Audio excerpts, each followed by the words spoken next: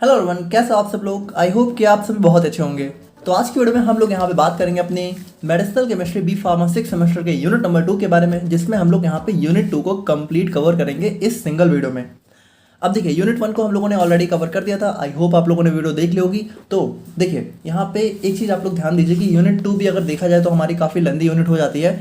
और आपको पता है कि थोड़ा सा अगर एग्जाम पॉइंट ऑफ व्यू से बात करें और थोड़ा सा अगर एग्जाम को ना भी देखें, तो अगर हम लोग यहाँ पे और भी मान लीजिए आप थोड़ा सा कंपटीशन वाइज भी देखें और किसी भी तरीके से देखें, तो जो हमारी थोड़ा सा कह सकते हो जो मेन चीज़ हमारी इंपॉर्टेंट होती है वो होती है हमारे यहाँ पे क्या, मैकेनिज्म ऑफ एक्शन। किसी भी ड्रग का मैकेनिज्म ऑफ एक्शन सबसे ज़्यादा इंपॉर्टेंट होता है। और बाकी अगर मेडिसिनल की बात करें तो यहाँ पे देखिए भाई, एग्जाम में हमारा सार सबसे इंपॉर्टेंट होता है और उसके बाद जो हमारी स्टार ड्रग्स हैं उनकी सिंथेसिस हमारी सबसे ज़्यादा इंपॉर्टेंट होती है। तो यहाँ पे देखिए, ड्रग्स तो आपकी बहुत सारी दे रखी है, लेकिन हम लोग यहाँ पे फोकस किस पे करेंगे, हम लोग यहाँ पे अपनी स्टार ड्रग्स पे, सार पे और मैकेनिज्म ऑफ एक्शन पे ज़्यादा फोकस करेंगे। क्लासिफिकेशन वगैरह अच्छे से देखेंगे।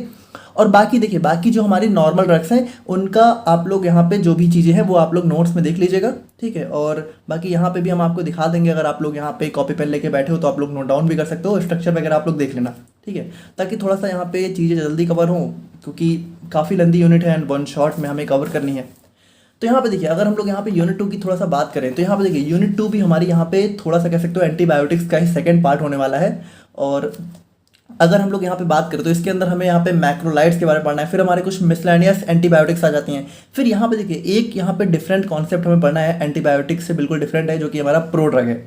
अब प्रो ड्रग आप लोगों ने सुना होगा, तो प्रो ड्रग के बारे में भी हम लोग यहाँ पे काफ़ी डिटेल में बात करेंगे कि क्या होती है, कैसे होती है। और उसके बाद देखिए, सबसे इंपॉर्टेंट चीज़ कि हमें यहाँ पे जो पढ़ना है वो है हमारी एंटी मलेरियल्स, यानी कि मलेरिया के ट्रीटमेंट में यूज होने वाले जो भी ड्रग्स हैं उनको हमें पढ़ना है। अब देखिए, जो क्यूनोलिन्स हैं और हमारा बाइगोनाइड्स, मिसलेनियस, ये सारी जितनी भी ड्रग्स हैं ये हमारी इसी मलेरिया के ट्रीटमेंट में यूज करी जाती हैं। तो देखा जाए तो यूनिट 2 हमारी यहाँ पे 4 पार्ट में डिवाइड हो जाती है। पहला हो गया मैक्रोलाइड, दूसरा हो गया मिसलेनियस ड्रग्स, थर्ड हो गया प्रो ड्रग और फोर्थ हो गया हमारा यहाँ पे एंटी मलेरियल्स। तो इन सभी को हम लोग यहाँ पे एक साथ कवर करेंगे इस सिंगल वीडियो में, और सभी का टाइम आप लोग को वीडियो में देखने को मिल जाएगा।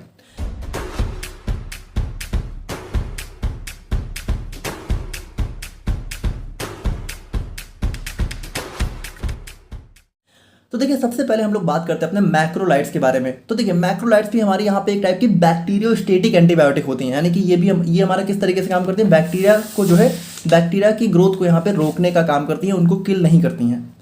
और यहाँ पे देखिए, हमारे स्ट्रेप्टोमाइसिस स्पीसीज से ड्राइव करी जाती हैं। और देखिए, इनका नाम मैक्रोलाइड्स क्यों पड़ा हुआ है। देखिए, मैक्रो से मतलब है थोड़ा सा बड़ा, मैक्रो मतलब बड़ा, माइक्रो मतलब छोटा, आप लोग को पता होगा।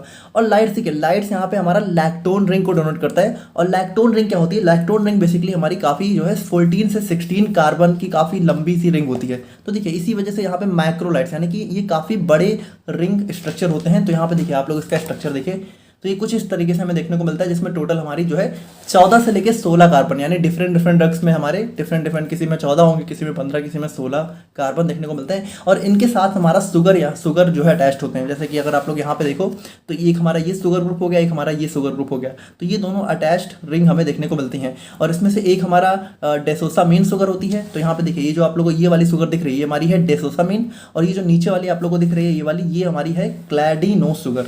तो इस तरीके से हमारा स्ट्रक्चर देखने को मिल जाता है। बाकी इसमें कुछ देखिए, ये बहुत सिंपल है, इसमें कुछ खास नहीं है, ना इसमें कोई स्टार ड्रग है, बस हमें इसका सार पढ़ना है, तो वो चीज़ हम लोग यहाँ पे देखेंगे। बाकी देखिए, इरिथ्रोमाइसिन हमारी पहली मैक्रोलाइड थी जिसको डिस्कवर किया गया था, और इसको यहाँ पे 1952 में पहली बार यूज़ किया गया था। और यहाँ पे देखिए, इसका इंपॉर्टेंट चीज़ क्या है कि जैसे मान लीजिए कि कोई बैक्टीरियल इन्फेक्शन हो गया है, तो यहाँ पे जो हमारा इरिथ्रोमाइसिन था, जो कि मैक्रोलाइड क्लास की ड्रग है, इसका यूज हम लोग यहाँ पे पेनिसिलिन की जगह पे करते थे। अब देखिए, पेनिसिलिन की जगह पे क्यों करते थे, क्योंकि देखिए, हो सकता है कि कुछ जगह पे क्या होता था कि पेनिसिलिन हमारा यहाँ पे कह सकते हो हमारा क्या हो जाता था, हमारा रेजिस्टेंट हो जाता था, यानी कि पेनिसिलिन कह सकते हो कि अच्छे से काम नहीं कर पा रहा था, यानी कि कुछ देर काम किया लेकिन उसके बाद क्या हुआ कि हमारा बॉडी के मतलब पेनिसिलिन हमारा रेजिस्टेंट हो गया, यानी कि यहाँ पे हमारी बॉडी पे अपना एक्शन ही नहीं शो कर पा रहा है बैक्टीरिया पे। तो यहाँ पे उस केस में हम लोग यहाँ पे पेनिसिलिन की जगह क्या करते थे, हमारा इरिथ्रोमाइसिन का यूज करते थे, जो कि हमारा पेनिसिलिन रेजिस्टेंट को यहाँ पे प्रिवेंट करता था। बाकी अगर हम लोग यहाँ पे केमिकल स्ट्रक्चर की बात करें तो हम लोगों ने देख ही लिया, इसमें हमारी एक लैक्टोन रिंग होती है, 2 हमारे शुगर ग्रुप्स होते हैं। अब हम लोग यहाँ पे बात करते हैं अपने mechanism of action of macrolides के बारे में। अब यहाँ पे देखिए, आप लोग ध्यान से सुनिए, मैकेनिज्म ऑफ एक्शन की बात करें तो इसका मैकेनिज्म ऑफ एक्शन समझने के लिए हमें थोड़ा सा जो है अपनी प्रोटीन सिंथेसिस को समझना पड़ेगा। अब इसको हम लोगों ने यूनिट 1 में ऑलरेडी डिस्कस किया था, तो अगर आप लोगों ने देखा है तो देखिए, बिल्कुल यहाँ पे वही वाला पार्ट हम यहाँ पे मर्ज कर देंगे।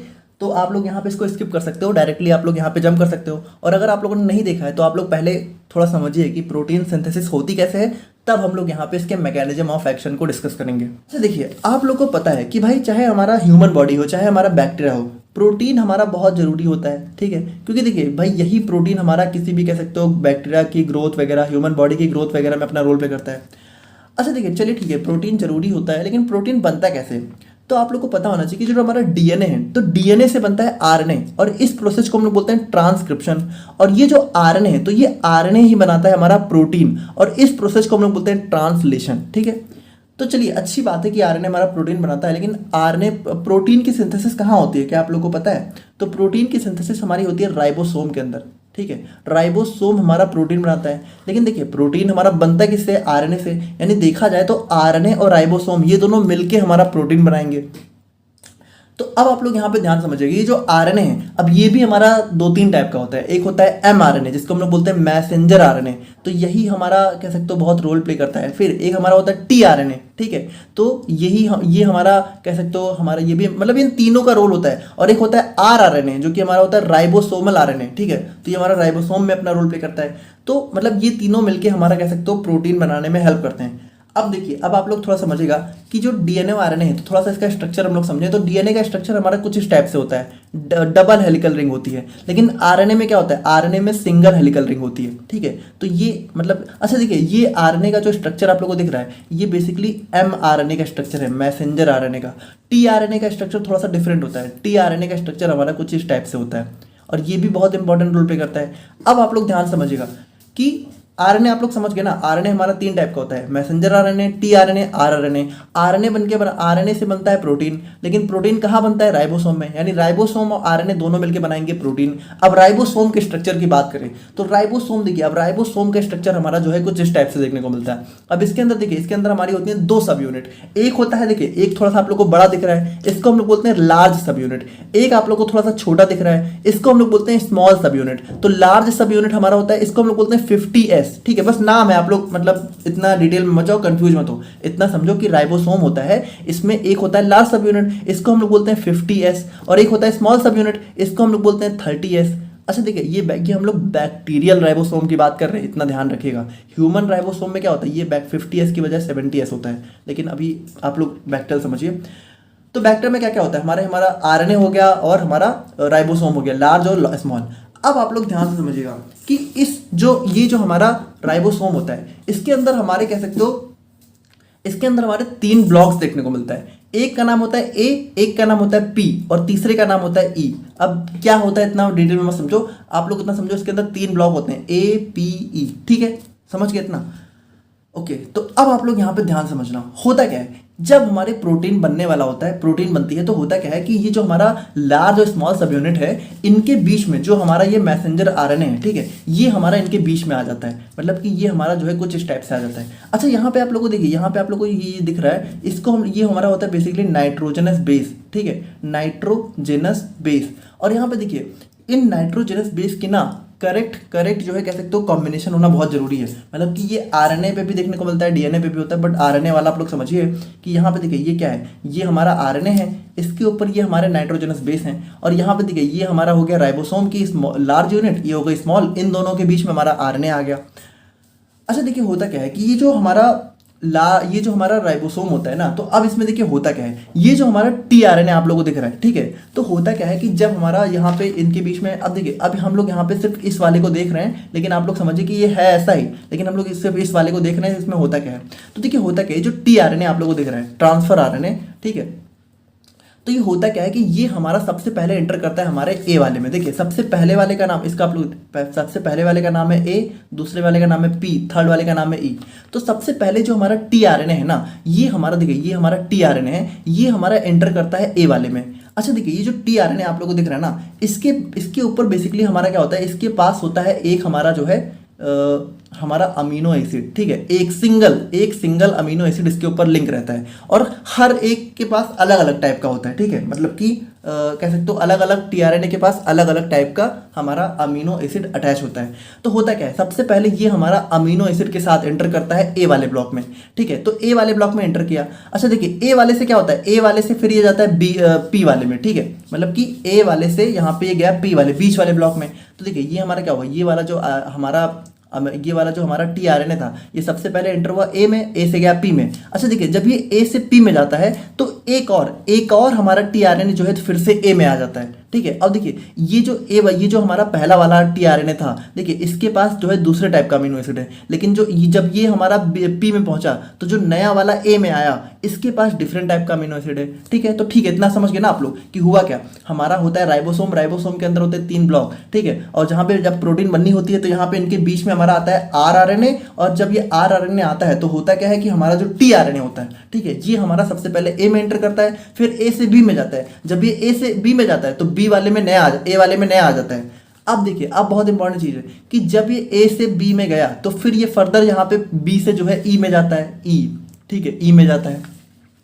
और जब ये हमारा पी से ई में जाएगा तो यहाँ पे क्या होगा, जो यहाँ पे ये वाला था ये हमारा फिर से इसमें आ जाएगा, और जब ये फिर से इसमें आ जाएगा तो यहाँ पे एक नया आ जाएगा। यानी देखिए, अब यहाँ पे आप लोगों को 3 अलग अलग टाइप के टीआरएनए देखने को मिल रहे हैं। अब यहाँ पे इंपॉर्टेंट चीज क्या है कि जब ये वाला, ठीक है, ये वाला जब इसमें जाएगा ई वाले में, ठीक है, तो ये इसमें जाता तो है, लेकिन जो इसका अमीनो एसिड होता है ना, ये हमारा बेसिकली जो है कह सकते हो यहीं पे रह जाता है। मतलब देखिए, एक्चुअल में यहीं पे नहीं रह जाता है। देखिए, अगर आप लोगों को ये कॉन्सेप्ट आता है तो आप लोग ऐसे मत समझिएगा कि मैं तो बहुत शॉर्ट में समझा दे रहा हूँ, बट आप लोग थोड़ा समझिए कि जिनको नहीं आता है, क्योंकि ये थोड़ा सा डिटेल कॉन्सेप्ट है, तो इजी करने के लिए आप लोग समझिए कि होता क्या है कि हमारा जो टीआरएनए है वो सबसे पहले ए में आता है, ए से पी में जाता है, पी से ई में जाता है। देखिए, ए से जब पी से ई में जाता है तो ये क्या होता है, ये अपना अमीनो एसिड जो है यहीं पे छोड़ जाता है, और जब यहाँ पे छोड़ जाता है तो यहाँ पे क्या होता है, एक नया टीआरएनए आता है और वो हमारा जो है नया अमीनो एसिड लेके आता है। तो यहाँ पे क्या होता है, अब देखिए यहाँ पे ये 2 अमीनो एसिड हो गए, यानी कि देखिए ये वाला जो है, ये वाला जब इसमें गया तो इसने अपने वाले अमीनो एसिड को छोड़ दिया, और ये वाला क्या हुआ, ये वाला फर्दर इसको लेके आया, तो यहाँ पे 2 अमीनो एसिड हो गए।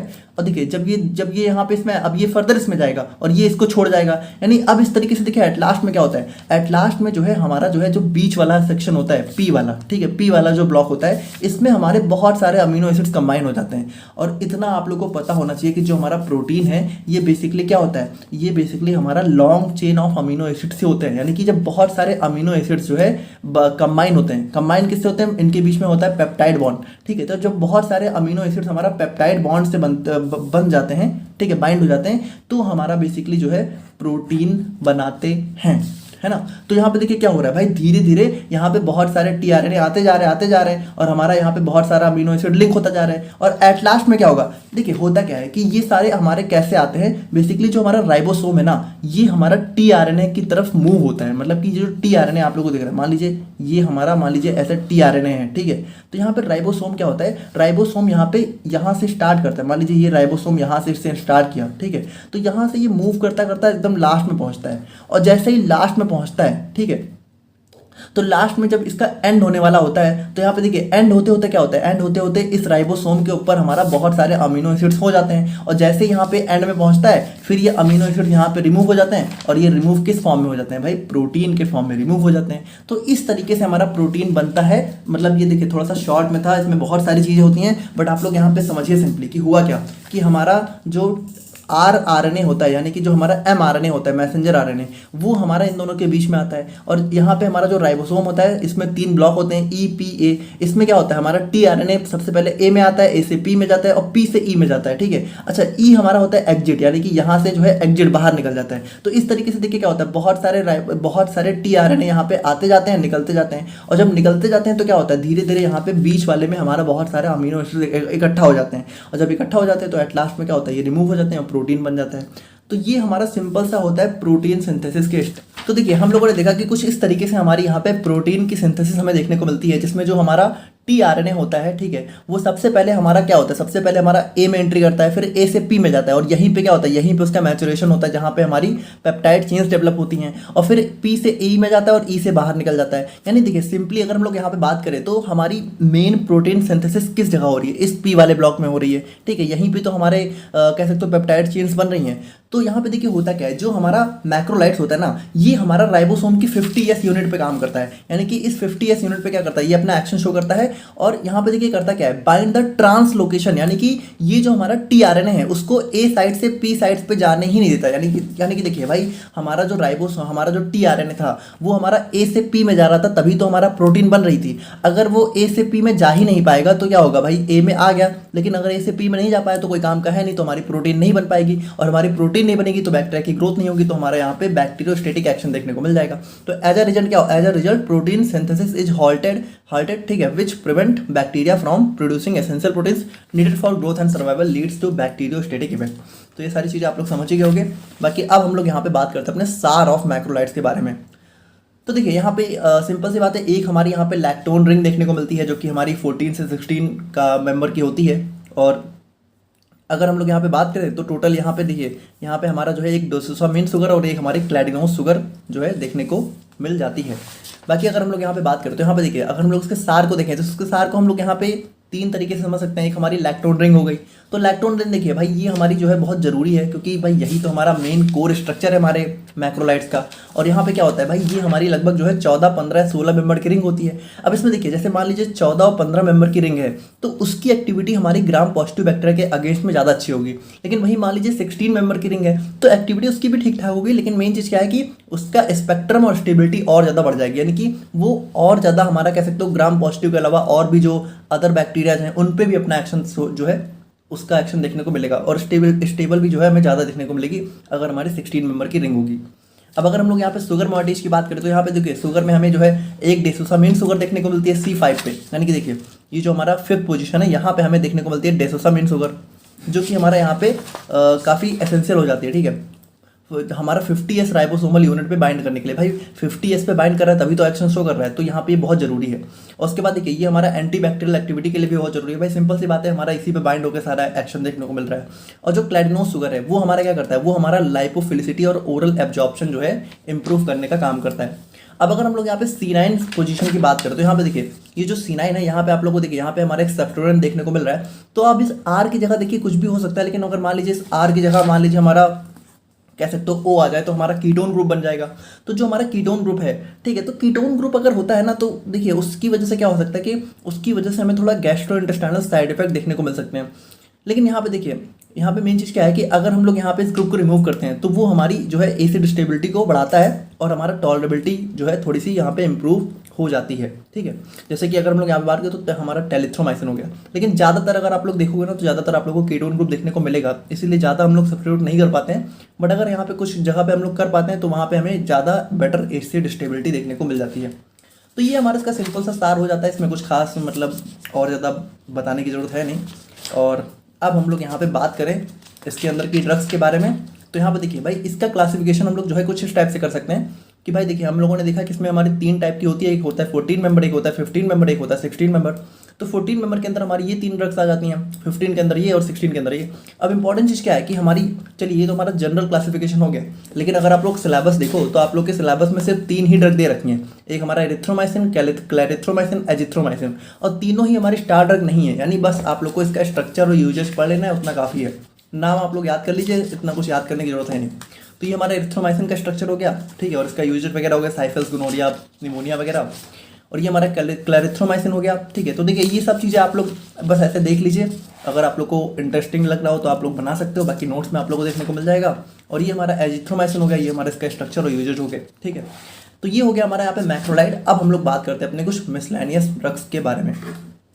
तो यहाँ पे देखिए, अगर हम लोग यहाँ पे अपनी मिसलेनियस ड्रग्स की बात करें तो इसके अंदर हमारी 2 ड्रग्स सिलेबस में दे रखी हैं। पहली है क्लोरमफेनिकॉल और दूसरा है हमारा क्लिंडामाइसिन। और सबसे इंपॉर्टेंट चीज़ ये है कि क्लोरमफेनिकॉल हमारे यहाँ पे स्टार ड्रग हो जाती है, और ये बहुत इंपॉर्टेंट ड्रग हो जाती है। एग्जाम में कई बार यहाँ से क्वेश्चन हमें देखने को मिला है, और थोड़ी सी इसकी सिंथेसिस यहाँ पर टिपिकल भी है, तो आप लोग ध्यान दीजिएगा। वैसे हम कोशिश करेंगे कि आप लोग को समझ में आ जाए। अब क्लोरमफेनिकॉल देखिए क्या होता है, ये हमारी बहुत ही ब्रॉड स्पेक्ट्रम यानी कि बहुत ही अलग अलग टाइप के बैक्टीरिया पे अपना एक्शन शो करती है।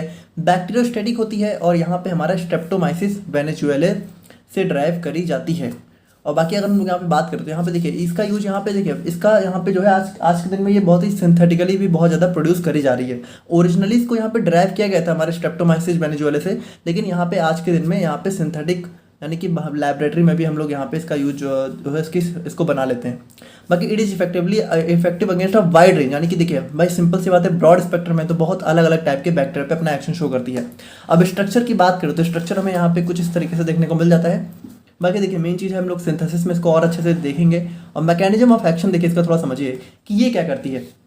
देखिए ये भी हमारा जो है बैक्टीरिया के 50s सब यूनिट पे ही बाइंड होती है, लेकिन यहाँ पे ये ऐसा नहीं करती है कि हमारा टीआरएनए के ट्रांसफर को रोक देती है, बल्कि ये क्या करती है कि आप लोग को पता है कि जो हमारा प्रोटीन है भाई वो इन्हीं अमीनो एसिड से मिलकर बना होता है, और ये जो अमीनो एसिड है ये क्या होता है, ये एक दूसरे से लिंक होते हैं। और लिंक किससे होते हैं भाई, हमारा एक इनके बीच में एक बॉन्ड होता है जिसको बोलते हैं पेप्टाइड बॉन्ड। तो यहाँ पे देखिए ये जो हमारा क्लोरामफेनिकॉल है ये करता क्या है, ये हमारा इस पेप्टाइड बॉन्ड के फॉर्मेशन को ही रोक देता है। अब भाई एक बात बताइए कि अगर हमारा इनके बीच में बॉन्ड ही नहीं बन पाएगा तो क्या होगा, ये अमीनो एसिड आपस में जुड़ेंगे नहीं, और जब अमीनो एसिड आपस में जुड़ेंगे ही नहीं तो हमारा कोई प्रोटीन नहीं बनेगा, जिसकी वजह से हमारा बैक्टीरियोस्टेटिक इफेक्ट देखने को मिल जाता है। तो कुछ इसी तरीके से हमारे काम करते हैं। बाकी अगर हम लोग यहाँ पे इसकी सिंथेसिस की बात करें तो यहाँ पे देखिए, अब आप लोग यहाँ पे बहुत ध्यान से समझिएगा क्योंकि काफ़ी लेंदी सिंथेसिस है, मतलब टिपिकल नहीं है बट थोड़ा सा अगर आप लोग देखो तो काफ़ी लेंदी है और बहुत ज़रूरी है, तो इसको आप लोग को समझना पड़ेगा। तो यहाँ पे देखिए, यहाँ पे इसकी सिंथेसिस हमारी स्टार्ट होती है पैरा नाइट्रो एसीटोफिनोन से।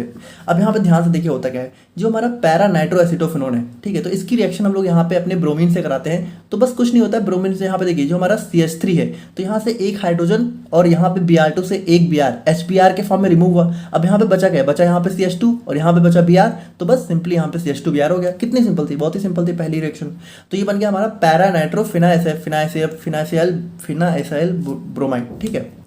और यहाँ पे अब हम लोग क्या करेंगे, अब हम लोग यहाँ पे इसकी रिएक्शन अपने जो है हम कह सकते हो हाइड्रोक्लोराइड और एथनॉल से कराएंगे हेक्सामीन की प्रेजेंस में। अब यहाँ पे देखिए इसको आप लोग थोड़ा सा बस ऐसे समझ लीजिए कि यहाँ पे होगा क्या, यहाँ पे CH2Br की जगह हमारा CH2NH2 हो जाएगा, ठीक है। अब इसमें थोड़ा सा मैकेनिज्म इसका डिटेल है तो इतना हम लोग नहीं जाएंगे, आप लोग बस इतना समझिए, सिंपली समझिए। यहाँ पे आप लोग को इस स्टेप में बस एक चेंज करना है, Br की जगह यहाँ पे NH2 ग्रुप लाके अटैच कर देना है और ये हमारा बन जाएगा alpha amino para nitro acetophenone. भाई देखिए सिंपल सी बात है, अल्फा यानी कि देखिए अल्फा क्या होता है, अल्फा यानी कि जो हमारा फंक्शनल ग्रुप के जस्ट बगल वाला कार्बन होता है उसको अल्फा कार्बन बोलते हैं। तो अमीन ग्रुप यहाँ पे अल्फा कार्बन पर लगा है, और ये नाइट्रो क्या होता है भाई, इसके जस्ट सामने वाली पोजीशन हमारी पैरा होती है, तो ये हमारा पैरा पोजीशन पे नाइट्रो ग्रुप लगा है और ये हमारा पूरा स्ट्रक्चर एसीटोफिनोन का हो गया। और बाकी अगर हम लोग यहाँ पे बात करें तो यहाँ पे देखिए, अब यहाँ पे फर्दर हम लोग कराएंगे इसका एसिटाइलेशन। अब एसिटाइलेशन देखिए यहाँ पे हम लोग कराएंगे एसिटिक एनहाइड्राइड की प्रेजेंस में। अब यहाँ पे इसको ध्यान समझिएगा, ये हमारा हो गया एसिटिक एनहाइड्राइड, ठीक है। अब यहाँ पे देखिए होगा क्या, यहाँ पे जो है इस देखिए बहुत ध्यान से समझिएगा, यहाँ पे देखिए इस NH2 से इस NH2 पे क्या होगा, इस NH2 पे ये हमारा देखिए COCH3, देखिए COCH3 यानी कि देखिए इसको CO और ये CH3 ये आके अटैच हो गया। अब यहाँ पे गायब क्या हुआ, देखिए यहाँ से एक हाइड्रोजन गायब हुआ है और यहाँ पे देखिए ये दो था, यानी कि एक हमारा पूरा, देखिए आप लोग इसको ऐसे समझिए कि ये हमारा इसका स्ट्रक्चर था, ठीक है, ये टोटल स्ट्रक्चर था। अब यहाँ पे CH3CO देखिए ये तो हमारा यहाँ जाके अटैच हो गया इस NH के साथ में, है ना, CH3CO अटैच हो गया। अब यहाँ पे क्या बचा, यहाँ पे बचा CH3CO और एक ऑक्सीजन, और यहाँ से क्या रिमूव हुआ, देखिए यहाँ पे NH2 था और यहाँ पे अब NH है, यानी कि एक हाइड्रोजन। तो ये टोटल यहाँ पे क्या CH3COO और यहाँ पे H, यानी कि ये हमारा CH3COOH के फॉर्म में यहाँ पे रिमूव हो जाएगा। तो सिंपल सी बात, ये हमारा एसिटिक एसिड के फॉर्म में रिमूव हो जाएगा और यहाँ पे हमें मिल जाएगा अपना पैरा नाइट्रो एसिटामिडो एसिटोफिनोन, ठीक है, ये हमारा स्ट्रक्चर मिल जाएगा। अब हम लोग यहाँ पे फर्दर इसकी रिएक्शन कराएंगे अपने Na2CO3 और यहाँ पे फॉर्मेल्डिहाइड, यानी कि सोडियम कार्बोनेट और फॉर्मेल्डिहाइड की प्रेजेंस में हम लोग इसकी रिएक्शन कराएंगे। अब यहाँ पे ध्यान से देखिए, कुछ खास नहीं हो रहा है, बस यहाँ पे क्या हो रहा है कि ये देखिए ये जो CH2 है, ठीक है, तो अब इस CH2 पे हमारा जो है इस कार्बन के साथ एक ग्रुप और आके अटैच हो जाएगा CH2OH। अब ये CH2OH कहाँ से है, देखिए CH2, देखिए यहाँ पे दो हाइड्रोजन है, CH2O और H कहाँ से आया भाई, H तो देखिए इसके पास दो हाइड्रोजन थे तो एक हाइड्रोजन क्या हुआ, यहाँ से शिफ्ट होकर यहाँ चला गया, बस कुछ खास थोड़ी हुआ। ये CH2O, ठीक है, देखिए ये CH2O और यहाँ से इसका एक हाइड्रोजन यहाँ से यहाँ शिफ्ट हो गया। देखिए थोड़ा सा रिएक्शन को थोड़ा सा रोक के आप देखेंगे तो खुद ही आप लोग को समझ में आ जाएगा कि बस रीअरेंजमेंट हो रहा है और कुछ खास नहीं हो रहा है, और ये हमारा बन जाएगा हाइड्रोक्सी मिथाइल डेरिवेटिव। अब इसका हम लोग क्या कराएंगे, इसका हम लोग कराएंगे रिडक्शन। अब रिडक्शन में क्या होता है, रिडक्शन में हमारा हाइड्रोजन ग्रुप आके अटैच होता है, ठीक है, मतलब बहुत सारी चीज़ें होती हैं, उनमें से एक हमारा हाइड्रोजन का अटैचमेंट भी रिडक्शन में काउंट होता है। तो रिडक्शन हम लोग कराएंगे एल्यूमिनियम आइसोप्रोपाइल अल्कोहल की प्रेजेंस में। तो यहाँ पे देखिए क्या होगा, यहाँ पे इस ऑक्सीजन पे एक हाइड्रोजन आके अटैच हो गया, ठीक है, और इस कार्बन पे एक और हाइड्रोजन आ गया। तो यहाँ पे टोटल हमारा क्या हुआ भाई, सिंपल सी बात है, हमारा हाइड्रोजन का एडिशन हो रहा है, ठीक है, तो ये हमारा रिडक्शन हो गया। अब देखिए ये जो हमारा फॉर्म आप लोगों को दिख रहा है, ठीक है, ये जो इंटरमीडिएट आप लोगों को दिख रहा है, ये हमारा डेक्स्ट्रो लिवो दोनों फॉर्म शो करता है, इसलिए हम लोग यहाँ पे इसको एक साथ में ही डीएल फॉर्म बोलते हैं। अब यहाँ पे देखिए इसका हम लोग फर्दर यहाँ पे इसकी रिएक्शन अपने हाइड्रोक्लोराइड से कराएंगे, तो अब देखिए क्या होगा, ध्यान से देखिए यहाँ पे देखिए क्या होगा कि इस NH से, ठीक है, इस NH से हमारा यहाँ पे क्या होगा, देखिए ये जो COCH3 था, ठीक है, तो देखिए यहाँ पे क्या रिमूव हुआ, COCH3, देखिए ये COCH3 गया और ये Cl कहाँ से आया, Cl आया इस HCl से, ठीक है, तो देखिए CH3COCl यहाँ पे रिमूव हो गया। अब इस Cl में क्या बचा, क्या H, तो यहाँ पे देखिए ये H यहाँ पे NH2 पे जाके है। देखिए इसको ध्यान से देखिए, थोड़ी देर रोक के देखिए, आप लोग खुद समझ जाओगे कि यहाँ पे क्या हो रहा है। यहाँ पे देखिए CH3CO, तो CH3CO और Cl यहाँ से आ गया, ये रिमूव हो गया। अब यहाँ पे क्या बचा, यहाँ पे बचा NH और यहाँ पे बचा एक हाइड्रोजन, तो NH और एक हाइड्रोजन NH2 बन गया। अब यहाँ पे बस हमें सिंपल सा इसका रेजोल्यूशन करा देना है अपने डाइक्लोरो, इसमें दो रिएक्शन होगी, एक हमारा उसका रेजोल्यूशन होगा और दूसरा हम लोग यहाँ पे इसका डाइक्लोरो मिथाइल एसीटेट के साथ इसकी रिएक्शन कराएंगे। अब यहाँ पे देखिए क्या होगा, अब यहाँ पे कुछ नहीं, इस NH पे देखिए क्या होगा, इस NH पे हमारा ये ग्रुप देखिए COCH देखिए यहाँ से देखिए इसको OCH3, देखिए यहाँ पे इस ग्रुप को ध्यान से समझिए, ये क्या लिखा हुआ है Cl2CH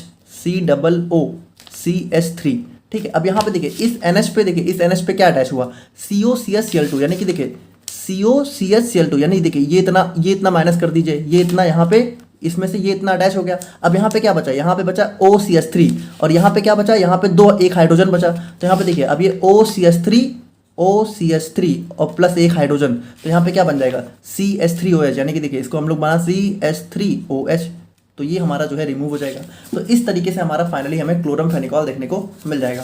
तो देखा जाए तो देखिए थोड़ी सी लेंदी है बट है बहुत ही सिंपल रिएक्शन है ना, बस यहाँ पे थोड़ा बहुत इधर उधर हमें करना है और हमारा काम बन जाएगा।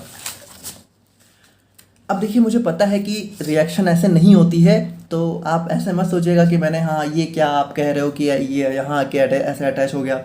तो अब देखिए यहाँ पे अगर हम लोग यहाँ पे मैकेनिज्म ऑफ एक्शन को डिस्कस करने चले गए तो फिर तो आप समझ रहे हो कि अगर हम लोग मान लीजिए कि इस रिएक्शन का मैकेनिज्म ऑफ एक्शन डिस्कस करें तो एटलीस्ट 45 से 50 मिनट का इसका सिर्फ मैकेनिज्म ऑफ एक्शन हो सकता है। तो इतना डिटेल में तो हमें नहीं डिस्कस करना है, आप भी समझ रहे हो। तो बस ये थोड़ा सा आप लोग को याद कराने के लिए था कि आप लोग किस तरीके से समझ के याद कर सकते हो। आई होप कि आप लोग को समझ में आ रही होंगी चीज़ें, ठीक है। नाउ नेक्स्ट हम लोग यहाँ पे बात करें तो नेक्स्ट ड्रग हमारी मिसलेनियस के अंदर आ जाती है क्लिंडामाइसिन। अब क्लिंडामाइसिन यहाँ पे ये हमारी कोई स्टार ड्रग नहीं है, बाकी देखिए ये भी हमारी जो है एक लिंकोसामाइड एंटीबायोटिक होती है, ठीक है, मतलब लिंकोसामाइड क्लास होती है हमारे एंटीबायोटिक की, तो उसी के अंदर हमारी ड्रग होती है और ये भी हमारे बहुत सारे बैक्टीरियल इन्फेक्शन को ट्रीट करने में यूज़ करी जाती है। और इसका यूज यहाँ पे क्लिंडामाइसिन का नाम हो सकता है आप लोगों ने सुना भी हो। और बाकी अगर हम लोग यहाँ पे मैकेनिज्म ऑफ एक्शन की बात करें तो ये भी हमारा जो है बिल्कुल जो है क्लोरम फेनिकॉल की तरह ही काम करता है, यानी कि ये हमारा 50S राइबोसोमल यूनिट में बाइंड होता है और पेप्टाइड बॉन्ड के फॉर्मेशन को रोकता है। बाकी ये हमारा इसका स्ट्रक्चर हो जाता है। यूजेस की बात करें तो ये मेनली हमारा जो है कह सकते हो स्किन इन्फेक्शंस हो गए, बोन एंड जॉइंट इन्फेक्शन हो गए, रेस्पिरेटरी ट्रैक्ट इन्फेक्शंस हो गए, तो इन सब में हमारा यहाँ पे इसका यूज देखने को मिलता है। तो देखिए ये हमारा हो गया कंप्लीट जो है अपना कह सकते हो फर्स्ट एंटीबायोटिक का टॉपिक, एंटीबायोटिक 2 का टॉपिक। अब हम लोग बात करते हैं अपने प्रो ड्रग्स के बारे में, ठीक है। तो यहाँ पे देखिए हम लोगों ने इन दोनों कवर कर लिया, अब हम लोग प्रो ड्रग्स के बारे में बात करेंगे। तो देखिए अगर हम लोग यहाँ पे बात करें अपने प्रो ड्रग्स के बारे में तो थोड़ा बहुत आप लोगों ने प्रो ड्रग का नाम जरूर सुन रखा होगा। प्रो ड्रग क्या होता है? प्रो ड्रग्स हमारी ऐसी ड्रग होती हैं जो कि स्टार्टिंग में इनएक्टिव होती हैं, यानी कि जब आप लोग उनको खाते हो, जब उनका एब्जॉर्प्शन होता है, डिस्ट्रीब्यूशन होता है, तब तक वो इनएक्टिव रहती हैं। लेकिन जब उनका मेटाबॉलिज्म होता है तो मेटाबॉलिज्म के बाद जाके वो एक्टिव होती हैं। तो सिंपल सी बात करें ना तो ये प्रोड्रग एक्सीडेंट। अब अच्छा मेटाबॉलिज्म में क्या होता है भाई? मेटाबॉलिज्म में हमारा एंजाइमेटिक रिएक्शंस होती हैं या फिर कहीं कहीं हमारी कुछ केमिकल रिएक्शंस होती हैं। तो हम लोग सिंपली बोल सकते हैं कि ये ड्रग हमारी ऐसी होती हैं जो कि स्टार्टिंग में इनएक्टिव रहती हैं, लेकिन एंजाइमेटिक या फिर केमिकल रिएक्शन के बाद यहाँ पे एक्टिव फॉर्म में कन्वर्ट हो जाती हैं। अब देखिए मेन चीज़ ये है ना कि हमें आखिर किसी ड्रग को ऐसा बनाने की ज़रूरत क्यों पड़ती है कि हम लोग उसको स्टार्टिंग में इनएक्टिव रखें बाद में एक्टिव करें। तो इसकी देखिए इसकी बहुत सारी चीज़ें होती हैं, हम लोग यहाँ पे काफ़ी डिटेल में आज इसको समझेंगे। तो देखिए प्रोड्रग हमारी क्या होती है? इनएक्टिव या फिर अच्छा देखिए ज़्यादातर जो प्रोड्रग होती हैं वो एकदम इनएक्टिव होती हैं, लेकिन हो सकता है कि कुछ प्रोड्रग हमारी एक्टिव हों लेकिन बहुत ही लेस, मतलब वेरी लेस एक्टिव। तो यहाँ पे ये वेरी लेस एक्टिव या फिर जो है इनएक्टिव ड्रग्स होती हैं, ठीक है, जो कि हमारा क्या होता है, जो कि हमारा मेटाबॉलिज्म, यानी कि इनको एक्टिव करने के लिए हमें मेटाबॉलिज्म कराना पड़ता है ताकि ये अपना फार्माकोलॉजिकल जो है इफेक्ट शो कर सके। अब अगर हम लोग यहाँ पे बात करें हम लोग जो है अगर अच्छा देखिए इंपॉर्टेंट चीज़ क्या है कि देखिए अब प्रोडक्ट कैसे बनती है। अब प्रोडक्ट जैसे अभी हम लोग क्लासिफिकेशंस का देखेंगे तो दो टाइप की प्रोडक्ट होती हैं। एक प्रोडक्ट ऐसी होती हैं जिसमें क्या होता है, जिसमें हमारा ड्रग के साथ कोई कैरियर लगा दिया जाता है, ठीक है। मान लीजिए कि इसमें जैसे प्रोडक्ट क्या होता है भाई, प्रोडक्ट जो है किसी एक्टिव ड्रग का जो है इनएक्टिव फॉर्म होती हैं, यानी कि मेटाबॉलिज्म के बाद एक्टिव हो जाती हैं। तो अब ये प्रोडक्ट दो टाइप की हो सकती हैं। या तो इसमें क्या होता है कि मान लीजिए कि हमारी कोई एक्टिव ड्रग है, ठीक है। अब इस एक्टिव ड्रग में हम लोगों ने कुछ ऐसा कैरियर लाके जोड़ दिया, कुछ ऐसी चीज लाके अटैच कर दी जो कि जब तक इसके साथ जुड़ी है तब तक इसको क्या, तब तक इसको इनएक्टिव रखेगी। और जैसे ही इस कैरियर को हम लोग यहाँ पे इस ड्रग से रिमूव करेंगे वैसे ही हमारी ड्रग यहाँ पे एक्टिव हो जाएगी। लेकिन कुछ कुछ ड्रग हमारी ऐसी भी होती हैं जिनका जो यहाँ पे जिनके साथ कोई कैरियर नहीं लगा होता है, यानी कि कुछ कुछ प्रोडक्ट हमारी ऐसी होती हैं जो कि मान लीजिए कि ये हमारी प्रोडक्ट है तो इसके साथ कोई कैरियर नहीं लगा है, और इन्हें जब ये अपने एक्टिव फॉर्म में कन्वर्ट होती हैं तो इनका यहाँ पे स्ट्रक्चर, इसमें कुछ जो है स्ट्रक्चरल या फिर फंक्शनल चेंजेस ही हो जाते हैं। मतलब कि इसके कह सकते हो स्ट्रक्चर के साथ ही कुछ छेड़छाड़ हो जाती है, यानी कि ये पूरा अपना स्ट्रक्चर ही चेंज कर लेती हैं, ठीक है। तो इस दो तरह की ड्रग होती हैं। तो मान लीजिए हम लोग सिंपली बात करें कि कोई हमारी ऐसी ड्रग है जो कि एक्टिव ड्रग के साथ कैरियर जोड़ के बनाई गई है, तो उसकी क्या क्या प्रॉपर्टीज होनी चाहिए। क्योंकि देखिए भाई प्रो ड्रग का मतलब क्या है कि हमारे स्टार्टिंग में इनएक्टिव है लेकिन बाद में उसको एक्टिव भी तो होना है। तो इंपॉर्टेंट चीज़ ये है कि अगर मान लीजिए कोई कैरियर के साथ जुड़ा है तो ये बहुत ज़रूरी है कि जब उसका मेटाबॉलिज्म हो तो ये कैरियर यहाँ पे अलग हो जाए और ड्रग हमारी यहाँ पे अलग हो जाए ताकि वो एक्टिव फॉर्म में आ जाए। तो यहाँ पे देखिए इसमें आइडियल प्रॉपर्टीज क्या होनी चाहिए कि drug and the carrier linkage must be cleared in vivo. In vivo का मतलब होता है बॉडी के अंदर, ठीक है। इन विवो हमारा बॉडी के अंदर। तो बॉडी के अंदर जाने के बाद क्या होना चाहिए कि जो हमारा ड्रग और कैरियर लिंकेज है वो यहाँ पे क्लियर हो जाना चाहिए। मतलब कि वो यहाँ पे जो है कह सकते हो मेटाबॉलिज्म के बाद यहाँ पे अलग अलग हो जाना चाहिए। और बाकी देखिए it should not have intrinsic pharmacological activity. अब बहुत इंपॉर्टेंट चीज़ ये है कि भाई जो प्रो ड्रग है वो हम लोग यहाँ पे किसी ड्रग का इनएक्टिव फॉर्म है, तो इस ऐसा ना हो कि भाई जो प्रो ड्रग है इसकी कुछ अलग एक्टिविटी शो हुई जा रही है, तो इसके अंदर कुछ ऐसी इंट्रिंसिक मतलब कि कोई छुपी हुई या फिर खुद की ऐसी कुछ एक्टिविटी नहीं होनी चाहिए, बिल्कुल इनएक्टिव होनी चाहिए जनरली। और बाकी देखिए it should rapidly transform chemically और enzymatically into the active form where desired. और देखिए भाई जहां हमें जरूरत है, भाई प्रो ड्रग हम लोग बनाते हैं तो बनाते तो इसीलिए ना कि कहीं जाके ये एक्टिव फॉर्म में कन्वर्ट हो, अपना एक्शन शो करे। तो जहां जाके इसको एक्टिव फॉर्म में कन्वर्ट होना है वहां हो जानी चाहिए, वहां ऐसा ना हो कि फिर वहां जाके हो ही नहीं रही है, तो बहुत ही रैपिडली इसका कन्वर्जन हो जाना चाहिए।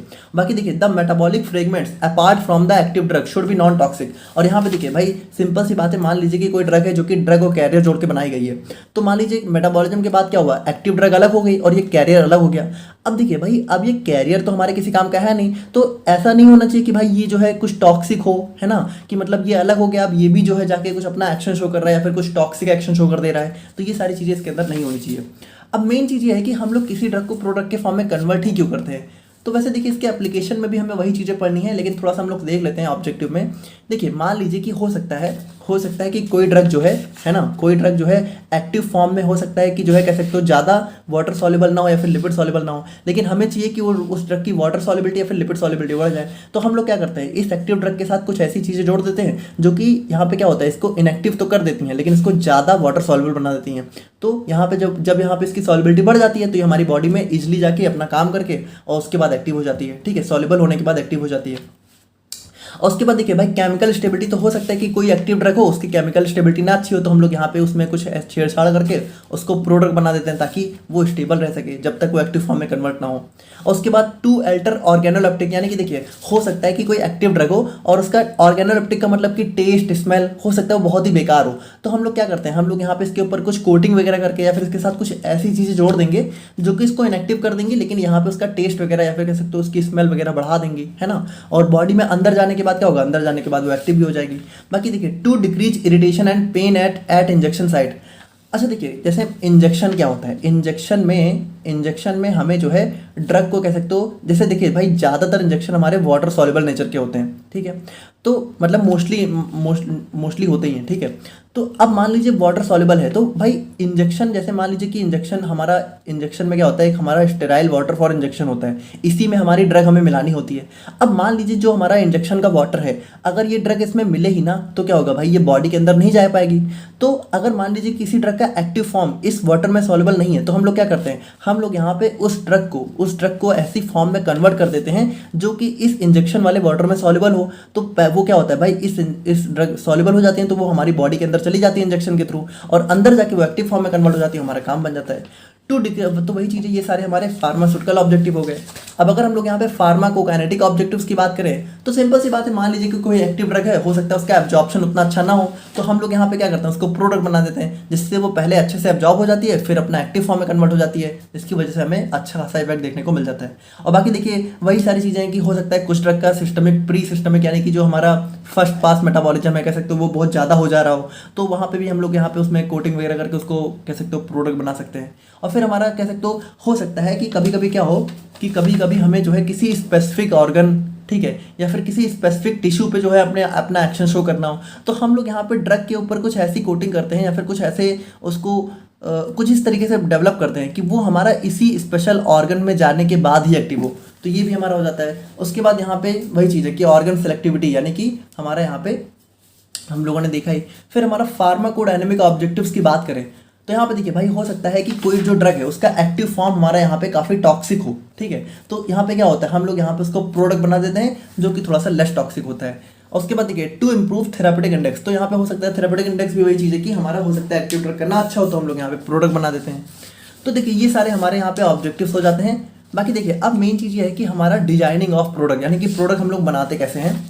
तो देखिए कुछ खास है नहीं, हम लोगों ने वैसे देखा, बट फिर भी हम लोग देखते हैं। जैसे products are chemically modified drug molecule that are inactive और less active in their administered form, यानी कि जब हम लोग उनको लेते हैं तो वो या तो इनएक्टिव होते हैं या तो बहुत ही लेस एक्टिव होते हैं, और एंड रिक्वायर बायो ट्रांसमिशन, और यहाँ पे इनको मेटाबॉलिज्म की जरूरत होती है, हम लोगों ने देखा ही था। अब यहाँ पे देखिए इसको बनाते समय हमें कुछ कुछ फैक्टर ध्यान में रखने पड़ते हैं, जैसे कि मान लीजिए कि जो हमारा, अच्छा देखिए भाई, एक जो हमारी प्रोडक्ट होती है उसमें हम लोगों ने क्या देखा कि जो जनरली प्रोडक्ट होती है तो वो हमारा एक्टिव ड्रग को, ठीक है, एक्टिव ड्रग को जो है किसी जो है कैरियर या फिर इसी कैरियर को हम लोग प्री मॉइटी भी बोल सकते हैं, ठीक है, किसी प्री मॉइटी के साथ जोड़ के जो है बनाई जाती हैं। तो अब यहाँ पे देखिए एक्टिव ड्रग को हम लोग बोलते हैं यहाँ पे पैरेंट ड्रग, ठीक है, एक्टिव ड्रग को हम लोग यहाँ पे पैरेंट ड्रग भी बोल सकते हैं, और प्री मॉइटी यानी कि हमारा यहाँ पे जो हमारा कैरियर जिसके साथ जोड़ के हमारी प्रोडक्ट बनाई गई है। देखिए प्रोडक्ट दो टाइप की होती है, अभी हम लोग इसका टाइप देखेंगे तब आप लोग ज़्यादा अच्छे से समझ पाओगे, बट अभी आप लोग सिंपली समझो कि हमारी जो प्रोडक्ट है वो मान के चलो कि हमारा एक एक्टिव ड्रग और उसके साथ यहाँ पे कुछ कैरियर जोड़ के बनाई जाती है, तो कैरियर हमारा प्री मॉइटी हो गया और एक्टिव ड्रग हमारी पैरेंट ड्रग हो गई। तो अब इसमें देखिए होता क्या है, जो हमारी पैरेंट ड्रग है इसमें देखिए क्या क्या होना चाहिए। In this functional groups are important as it helps in modifying drugs to make effective product. अच्छा देखिए मान लीजिए जो हमारी एक्टिव ड्रग है, ठीक है, तो इस एक्टिव ड्रग में अगर हमारा जो है मान लीजिए कि कोई फंक्शनल ग्रुप, जैसे मान लीजिए COOH जुड़ा हुआ है, या फिर मान लीजिए OH जुड़ा हुआ है, या फिर हमारा CHO जुड़ा हुआ है, ठीक है, तो ये जो फंक्शनल ग्रुप है ना, तो ये बहुत ही इंपॉर्टेंट होते हैं, यानी कि एक्टिव ड्रग में कह सकते हो जितने ज़्यादा या फिर कह सकते हो जितने नेसेसरी फंक्शनल ग्रुप्स होंगे उतना ज़्यादा इजीली हम लोग इन फंक्शनल ग्रुप को मॉडिफाई करके अपनी अच्छी प्रोडक्ट बना सकते हैं, ठीक है। तो फंक्शनल ग्रुप अगर ज़्यादा अच्छे से होगा तो हमारा प्रोडक्ट ज़्यादा अच्छे से बनेगी। ये हमारे कुछ फैक्टर्स हैं, ठीक है, कि क्या क्या चीज़ें होने से ज़्यादा अच्छी बन सकती हैं। अच्छा प्री मॉइटी की बात करें तो यहाँ पे देखिए प्री मॉइटी मतलब कि जो हमारी एक्टिव ड्रग के साथ जोड़ी जाती है, तो देखिए सबसे पहली बात ये हमारा बहुत ही सेफ होनी चाहिए और यहाँ पे हमारी बॉडी से रैपिडली एक्सक्रीट हो जानी चाहिए। भाई देखिए एक्टिव ड्रग को रिलीज करने के बाद इसका तो कोई काम है नहीं हमें, तो ये हमारी बॉडी से रिमूव हो जानी चाहिए।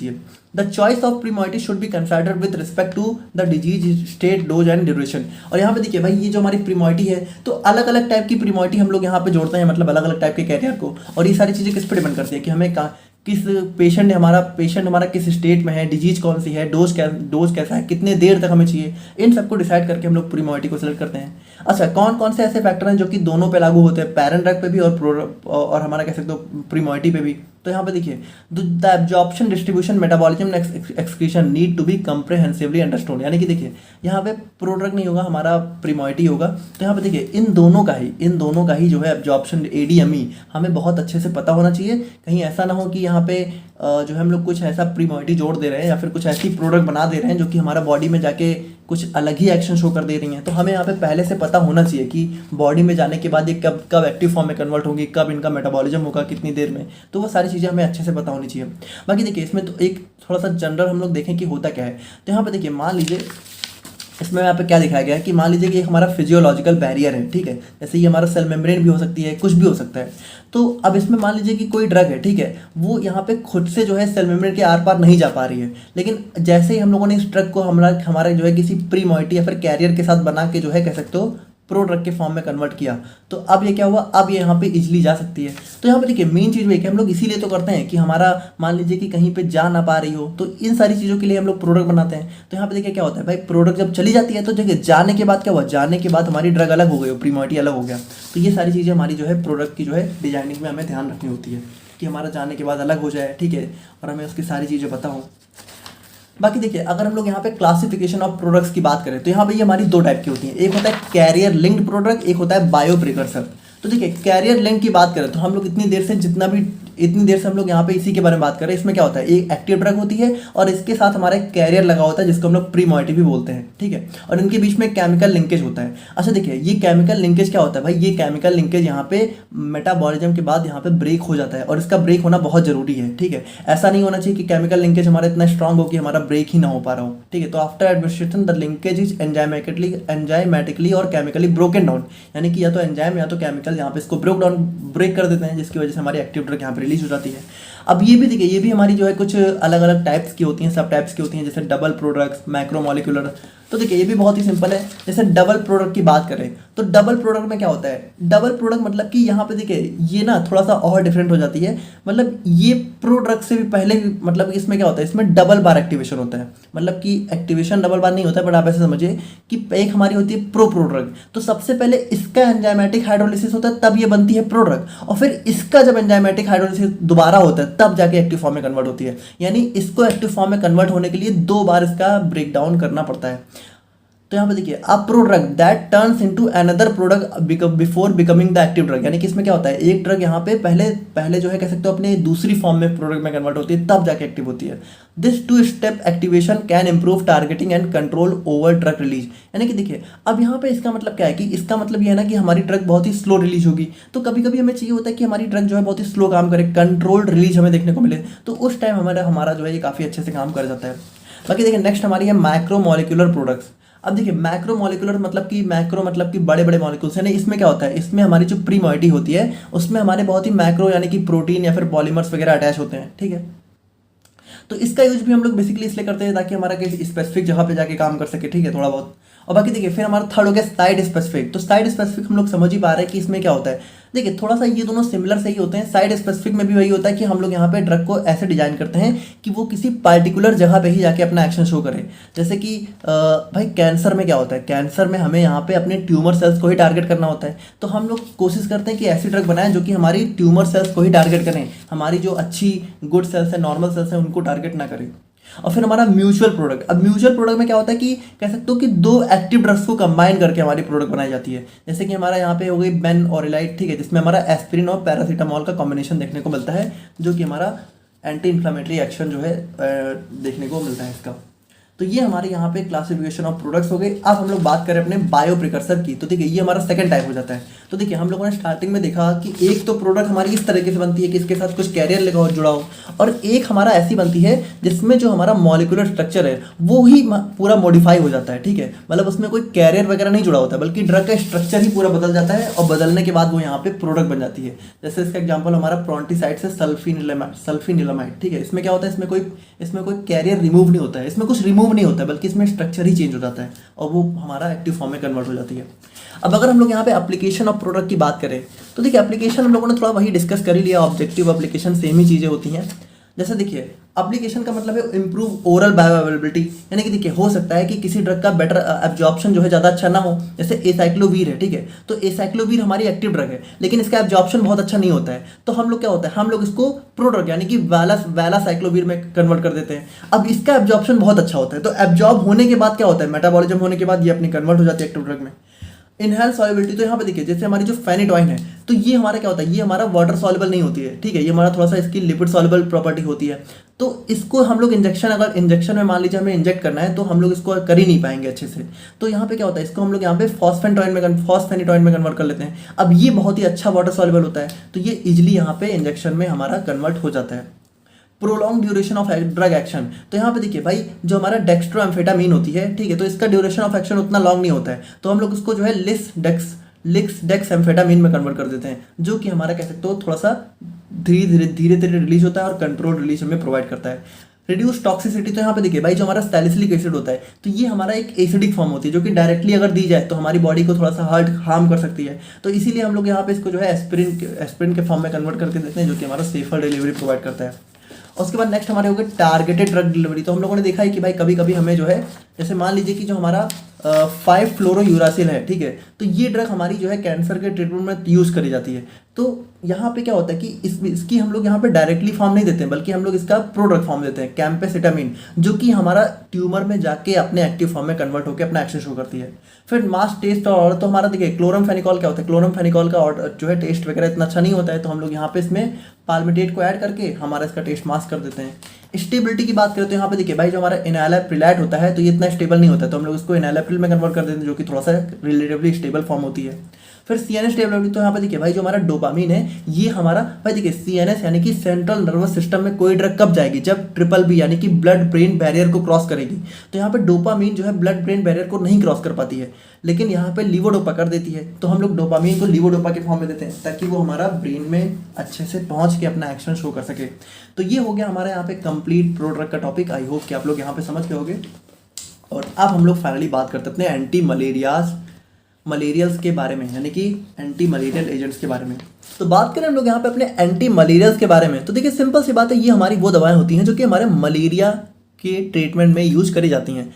अब देखिए मुझे पता है मलेरिया का नाम तो आप लोगों ने ज़रूर सुन रखा होगा, प्लीज़ आप ये मत बोलिएगा कि आप लोगों ने मलेरिया का नाम नहीं सुना है।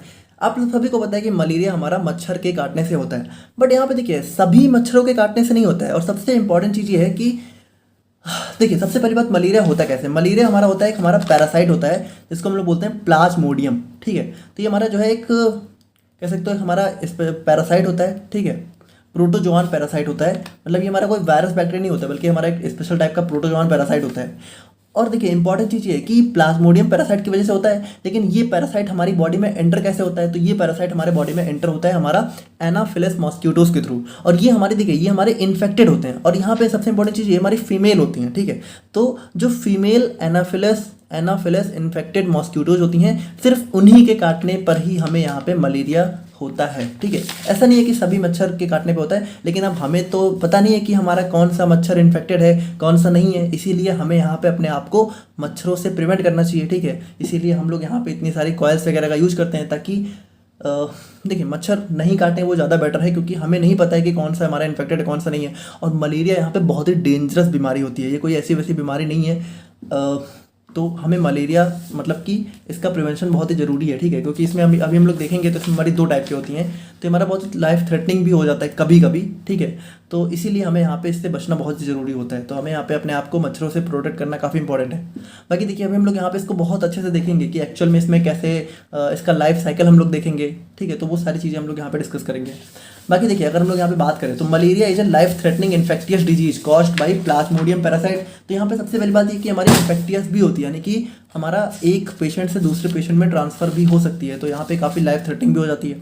And it is transmitted to human through the bite of female anopheles mosquito, यानी कि हमारी जो फीमेल, ठीक है, फीमेल एनाफिलस मॉस्किटोज होती हैं उनकी बाइट के थ्रू हमारा यहाँ पे ट्रांसफर होता है। अच्छा देखिए यहाँ पे जो हमारा प्लाज्मोडियम पैरासाइट है, हम लोगों ने देखा कि मलेरिया हमारा होता है प्लाज्मोडियम पैरासाइट की वजह से। अभी प्लाज्मोडियम पैरासाइट भी अलग अलग टाइप के होते हैं। एक हमारा होता है प्लाज्मोडियम फैल्सीपुरम, जो कि हमारा मोस्ट कॉमन होता है, ठीक है, मोस्ट सीवियर और डेडली भी हो जाता है, ठीक है। और हमारा एक हमारा प्लाज्मोडियम विवैक्स होता है। अब देखिए ये जो हमारा प्लाज्मोडियम विवैक्स, अच्छा फैल्सीपुरम बहुत ही कॉमन नहीं है बट बहुत ही सीवियर और डेडली है, ठीक है। तो ये हमारा बहुत ही ज़्यादा मतलब खतरनाक हो जाता है। अगर ये होता है तो हमारा लाइफ थ्रेटनिंग भी कभी कभी हो जाता है। अच्छा विवैक्स की बात करें तो यहाँ पे देखिए ये क्या होता है, ये हमारा ऐसा टाइप का होता है कि मान लीजिए ये हुआ, ठीक है, एक बार मान लीजिए आप लोग को मलेरिया हुआ और आप लोग यहाँ पे रिकवर हो गए, तो ये देखिए ये क्या करता है, ये हमारा जो है दोबारा भी मलेरिया कॉज कर सकता है। यानी कि होता क्या है कि इसके ये जो हमारा प्लाज्मोडियम विवैक्स होता है ये हमारी बॉडी की लिवर सेल्स में जाके अपने आप को जो है कह सकते हो इनएक्टिव फॉर्म में कन्वर्ट कर लेता है, ठीक है। और यहाँ पे टाइम मिलने पर मतलब कि कह सकते हो जो हमारा बॉडी का इम्यून सिस्टम वीक होता है या फिर अच्छे से काम नहीं करता है, ये दोबारा से एक्टिव होकर दोबारा से मलेरिया कॉज कर सकता है। अब अगर हम लोग प्लाज्मोडियम ओवैल की बात करें तो ये भी हमारा विवैक्स जैसा ही होता है, लेकिन थोड़ा सा लेस कॉमन होता है। यानी ये भी जो है रीअकरिंग मलेरिया कॉज कर सकता है। रीअकरिंग मतलब कि हमारा यहाँ पे जो बार बार हो रही हूँ, तो इसको भी आप लोग थोड़ा ध्यान रखिएगा, अभी हम लोग देखेंगे। प्लाज्मोडियम मलेरियाई की बात करें तो ये हमारा लेस सीवियर होता है, लेकिन यहाँ पे क्रॉनिक होता है, यानी कि ज़्यादा खतरनाक तो नहीं है, लेकिन अगर होता है तो काफ़ी लंबे टाइम तक चलता है। और एक हमारा यहाँ पे प्लाज्मोडियम नॉलेसाई होता है, जो कि हमारा कह सकते हो मंकीज को ज़्यादा इन्फेक्ट करता है, लेकिन यहाँ पे ह्यूमंस को भी इन्फेक्ट कर सकता है। तो ये हमारे अलग अलग टाइप के जो है प्लाज्मोडियम पैरासाइट्स देखने को मिलते हैं। बाकी अगर हम लोग यहाँ पे टाइप्स ऑफ मलेरिया की बात करें तो मलेरिया हमारा दो टाइप का हो सकता है, एक हो गया अनकॉम्प्लिकेटेड, हो गया कॉम्प्लिकेटेड। अब देखिए अनकॉम्प्लिकेटेड का सिंपल सा मतलब है जो कि कह सकते हो इतना खतरनाक नहीं होता है। अब इसके सिम्टम्स में क्या होता है, इसके सिम्टम्स में बुखार देखने को मिलता है, हेडेक होता है, थोड़ा स्वेटिंग पसीना बहुत ज़्यादा होता है, नौजिया वगैरह हो सकता है, ठीक है, जी मिचलाना। और अगर हम लोग यहाँ पे बात करें तो इसमें देखिए इंपॉर्टेंट चीज़ ये है कि इसमें ऑर्गन फेल नहीं होता है, ठीक है, और यहाँ पे ये ओरल मेडिसिन से जो है हमारा ट्रीटेबल होता है। लेकिन अगर हम लोग कॉम्प्लिकेटेड की बात करें तो सबसे पहली बात हम लोगों ने देखा कि हमारा सबसे सीवियर टाइप का जो प्लाज्मोडियम होता है वो होता है प्लाज्मोडियम फॉल्सीपोरम। तो ये हमारा उसी के थ्रू कॉज होता है और इसके अंदर बहुत ही सीवियर सिम्टम्स देखने को मिलते हैं, जैसे कि हमारा सीजर्स, झटके आना, ठीक है, जैसे सीजर्स मतलब कि हमारा दौरा पड़ना, और हमारा सीवियर एनीमिया हो सकता है, हमारा काफ़ी मतलब हमारा ब्लड में जो है कह सकते हो आयरन की बहुत ज़्यादा कमी हो सकती है, और हमारा किडनी फेलियर हो सकता है, ब्रीथिंग प्रॉब्लम हो सकती है, कोमा में भी जा सकता है पेशेंट। तो ये हमारा काफ़ी सीरियस हो जाता है और ये हमारा मेडिकल इमरजेंसी होती है। इसका जो है हमें इमीडिएट ट्रीटमेंट चाहिए होता है आईवी मेडिसिन के थ्रू, ठीक है, मतलब इंजेक्शंस के थ्रू। तो अब अगर हम लोग यहाँ पे बात करें लाइफ साइकिल ऑफ मलेरिया के बारे में, तो अब आप लोग थोड़ा सा ध्यान से समझिएगा कि यहाँ पे मलेरिया एक्चुअल में यहाँ पे कैसे देखने को मिलता है। अब यहाँ पे थ्योरी से पहले हम लोग थोड़ा सा एक फिगर से समझने की कोशिश करते हैं, जो कि तो यहाँ पे देखिए अगर हम लोग अपने लाइफ साइकिल ऑफ मलेरिया को समझने की कोशिश करें तो इसको बहुत ही ध्यान से देखिएगा। पहली बात ये हमारा दो पार्ट में डिवाइड है, एक हो गया ह्यूमन वाला पार्ट, एक हो गया मॉस्किटो वाला पार्ट। देखिए मॉस्किटो में क्या होता है, मॉस्किटो में हमारा कह सकते हो डेवलपमेंट होता है हमारे मलेरिया काजिंग स्पोरोजॉइट्स का, और ह्यूमन में क्या होता है, ह्यूमन में हमारा इन्फेक्शन होता है। तो थोड़ा सा आप लोग समझिएगा कि हमारा सबसे पहले क्या होता है भाई, मान लीजिए कि कोई हमारा इन्फेक्टेड एनाफिलस मॉस्किटो है, एनाफिलस मॉस्किटो जिसने क्या किया, जिसने हमारा ह्यूमन को बाइट कर लिया, ठीक है। तो जैसे ही ह्यूमन को बाइट करता है तो यहाँ पे ये क्या करता है, ये हमारा एक स्पोरोजॉइट्स को इंजेक्ट करता है। अब स्पोरोजॉइट्स को आप लोग ऐसे समझिए, ठीक है, कि स्पोरोजॉइट्स क्या होते हैं। स्पोरोजॉइट्स ऐसे समझिए कि जैसे मान लीजिए कि आप लोगों ने बैक्टीरिया का स्पोर फॉर्म सुना होगा। स्पोर मतलब क्या होता है, जो कि थोड़ा सा इनएक्टिव फॉर्म होता है ना। या फिर कह सकते हो आप ऐसे समझिए कि कोई पौधा होता है, ठीक है, कोई हमारा पेड़ होता है, वो सबसे पहले क्या होता है, बीज के फॉर्म में होता है। अच्छा वो बीज क्या होता है भाई, कोई बीज है, कोई सीड है, तो वो आगे चल के पूरा पौधा बन जाता है। उसी तरीके से स्पोरोजॉइट्स क्या होते हैं, ये ऐसे समझिए कि हमारे स्पोर फॉर्म होते हैं, ठीक है, जो कि खुद जो है बहुत ज़्यादा एक्टिवेट नहीं होते हैं, मतलब कि ये जो है बहुत ज़्यादा अपना एक्शन नहीं शो करेंगे। लेकिन जैसे ही ये ह्यूमन बॉडी में पहुंचते हैं तो धीरे धीरे देखिए क्या होता है, धीरे धीरे ये अपने एक्टिव फॉर्म में कन्वर्ट होते हैं। तो यहाँ पे देखिए सबसे पहले क्या होता है, जैसे यहाँ पे हमारा ह्यूमन को बाइट किया तो हमारे स्पोरोजॉइट्स यहाँ पे हमारी बॉडी में एंटर हो गए। अब एंटर होने के बाद क्या होता है, सबसे पहले लिवर सेल्स में जाते हैं, ठीक है, और लिवर सेल्स में जाने के बाद क्या होता है, लिवर सेल्स में जाते हैं, कुछ दिन रहते हैं, ठीक है, और अपने नंबर्स को मल्टीप्लाई करते हैं, मतलब कि ये अपने नंबर्स को मल्टीप्लाई करेंगे बहुत सारे, और मल्टीप्लाई करने के बाद क्या होता है, ये हमारा यहाँ पे कह सकते हो, हमारा कह सकते हो मैच्योर हो जाते हैं मैरोजॉइट्स में, ठीक है, मतलब कि पहले ये लिवर्स में रहे, अपने नंबर्स को बढ़ाया, और उसकी लिवर्स के अंदर यहाँ पे कह सकते हो इनका यहाँ पे पालन पोषण हो रहा है, ठीक है, मतलब कि ये मैच्योर हो रहे हैं, ग्रो हो रहे हैं, और ग्रो होने के बाद क्या होता है, ये हमारा मैरोजॉइट्स में कन्वर्ट हो जाते हैं। अब ये जो मैरोजॉइट्स होता है, ठीक है, तो ये मैरोजॉइट्स आप ऐसे समझिए कि हमारा थोड़ा सा जो है एक्टिव फॉर्म हो जाती है। अब ये मैरोजॉइट्स देखिए, अब ये मैरोजॉइट्स यहाँ पे क्या होते हैं, ये मैरोजॉइट्स यहाँ पे आरबीसी के अंदर यानी कि हमारी रेड ब्लड सेल्स के अंदर एंटर कर जाती है। अब यहाँ पे देखिए इंपॉर्टेंट चीज़ क्या है कि ये जो मैरोजॉइट्स है ना, ये दो काम करती है। पहली तो ये हमारा जो है कह सकते हो कुछ तो ये हमारी आरबीसी में एंटर कर जाती हैं, लेकिन दूसरी तरफ कुछ यहाँ पे क्या होता है, कुछ हमारे यहाँ पे जो है कह सकते हो गैमेटोसाइट्स बनाने लगती हैं, ठीक है, मतलब कि यही मैरोजॉइट्स में क्या होता है, कुछ हमारी आरबीसी के अंदर चली जाती हैं और कुछ हमारी गैमेटोसाइट्स बनाती हैं। अब गैमेटोसाइट्स क्या होता है इसको अभी हम लोग डिस्कस करेंगे, बट अभी आप लोग आरबीसी वाला समझते हैं। इसमें क्या होता है कि मान लीजिए जो मैरोजॉइट्स है, ठीक है, वो हमारा आरबीसी में एंटर करी, तो आरबीसी में एंटर करने के बाद क्या होता है, जब आरबीसी में एंटर करती हैं तो धीरे धीरे वो आरसीबी में रहती हैं कुछ दिन, मतलब कि कुछ टाइम तक, उसके बाद आरसीबी को बस्ट कर देती हैं, मतलब कि सेल को ब्रेक कर देती हैं। जैसे मान लीजिए ये हमारी आरसीबी, मान लीजिए आरसीबी है, ठीक है, अब इसके अंदर ये मान लीजिए मैरोजॉइट्स एंटर हुए, ठीक है, अब ये कुछ टाइम तक रहे और उसके बाद क्या हुआ, यहाँ पे यहाँ पे भी इनका नंबर वगैरह कह सकते हो थोड़ा बहुत मल्टीप्लाई हुआ, और उसके बाद यहाँ पे इन्होंने सेल को बस्ट यानी कि सेल को ऐसा मतलब सेल को समझ लीजिए फाड़ दिया, ठीक है, और फाड़ने के बाद क्या हुआ, सेल को इस सेल से यहाँ पे रिलीज हो गई, और रिलीज होने के बाद क्या होता है, रिलीज होने के बाद यहाँ पे ये हमारा जो है कह सकते हो हमारी बॉडी में मलेरिया के सिम्टम्स शो करना स्टार्ट कर देती हैं, ठीक है, यानी जो भी हमें फीवर वगैरह वाले सिम्टम्स होते हैं वो सारे हमारे यहाँ पे आरबीसी से रिलीज होने के बाद हमें देखने को मिलते हैं। तो यहाँ पे देखिए एक तरफ तो ये हमारा जो मैरोजॉइट्स है ये हमारा आरबीसी में जाके इस तरीके से हमारी बॉडी में कह सकते हो सिम्टम शो करता है, और दूसरी तरफ क्या होता है, दूसरी तरफ यहाँ पे ये हमारी बॉडी में गैमेटोसाइट्स को जो है बनाने लगता है।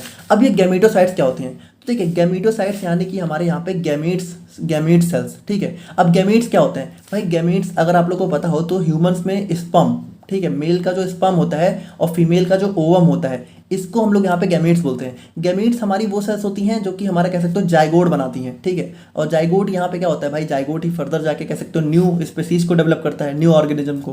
तो यहाँ पे देखिए, यहाँ पे गैमीट्स की बात किस में हो रही है? हमारी मलेरिया के केस में हो रही है। तो यहाँ पे हमारा जो है गैमेटोसाइट्स, इनको हम लोग गैमेटोसाइट्स बोल रहे हैं, ठीक है। तो यहाँ पे गैमेटोसाइट्स कहाँ बन रही है? देखिए ये बन रही है हमारी ह्यूमन बॉडी के अंदर। कैसे बन रही है? सबसे पहले स्पोरोजॉइट्स हमारी बॉडी में जा रहा है लिवर सेल्स में, फिर ये हमारा मैच्योर होकर मैरोजॉइट्स में कन्वर्ट हो रहा है, और ये मैरोजॉइट्स यहाँ पे सबसे पहले कुछ तो हमारी आरबीसी में जा रही है और कुछ हमारी गैमेटोसाइट्स में कन्वर्ट हो जा रही हैं।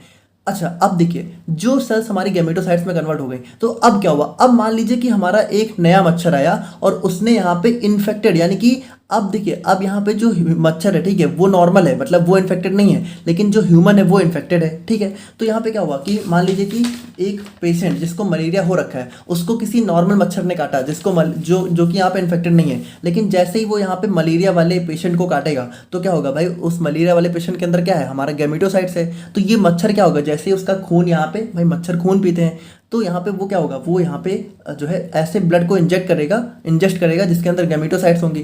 अब जैसे ही ये गैमेटोसाइट्स हमारा मच्छर के अंदर जाएगा, ठीक है, मॉस्किटो के अंदर जाएगा।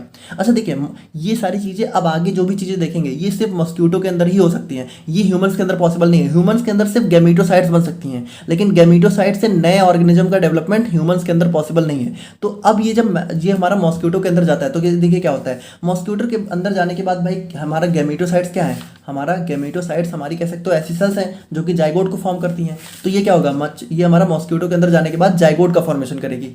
अच्छा, अब जाइगोट क्या है? तो जाइगोट यहाँ पे जो है फर्दर कह सकते हो नए कह सकते हो ऑर्गेनिज्म या फिर कह सकते हो नए स्पोर्स का डेवलपमेंट करता है। तो सबसे पहले जाइगोट यहाँ पे कन्वर्ट होता है oocyst में, ठीक है। जैसे फीमेल ह्यूमन में भी आप लोगों ने oocyte वगैरह का नाम सुन रखा होगा, तो यहाँ पे हमारा oocyst होता है, ठीक है। और उसके बाद ये oocyst क्या होती है? ये फर्दर यहाँ पे हमारा स्पोरोजॉइट्स में कन्वर्ट हो जाती हैं। और ये स्पोरोजॉइट्स क्या होता है? ये स्पोरोजॉइट्स फर्दर यहाँ पे हमारा इसी इन्फेक्टेड मच्छर के थ्रू हमारा जो है कह सकते हो नॉर्मल ह्यूमन में, और इस तरीके से क्या होता है? इस तरीके से हमारा मलेरिया की साइकिल चलती रहती है। तो यहाँ पे आप लोगों ने क्या समझा कि सिंपल सी बात है, सबसे पहले एक इन्फेक्टेड मच्छर आया, उसने ह्यूमन को काटा, उसने ह्यूमन को इन्फेक्ट किया, फिर जो इन्फेक्टेड ह्यूमन था उसको एक नॉर्मल मच्छर ने काटा, ठीक है, और फिर नॉर्मल मच्छर इन्फेक्ट हुआ, फिर इसने जो है नॉर्मल वाले को काटा।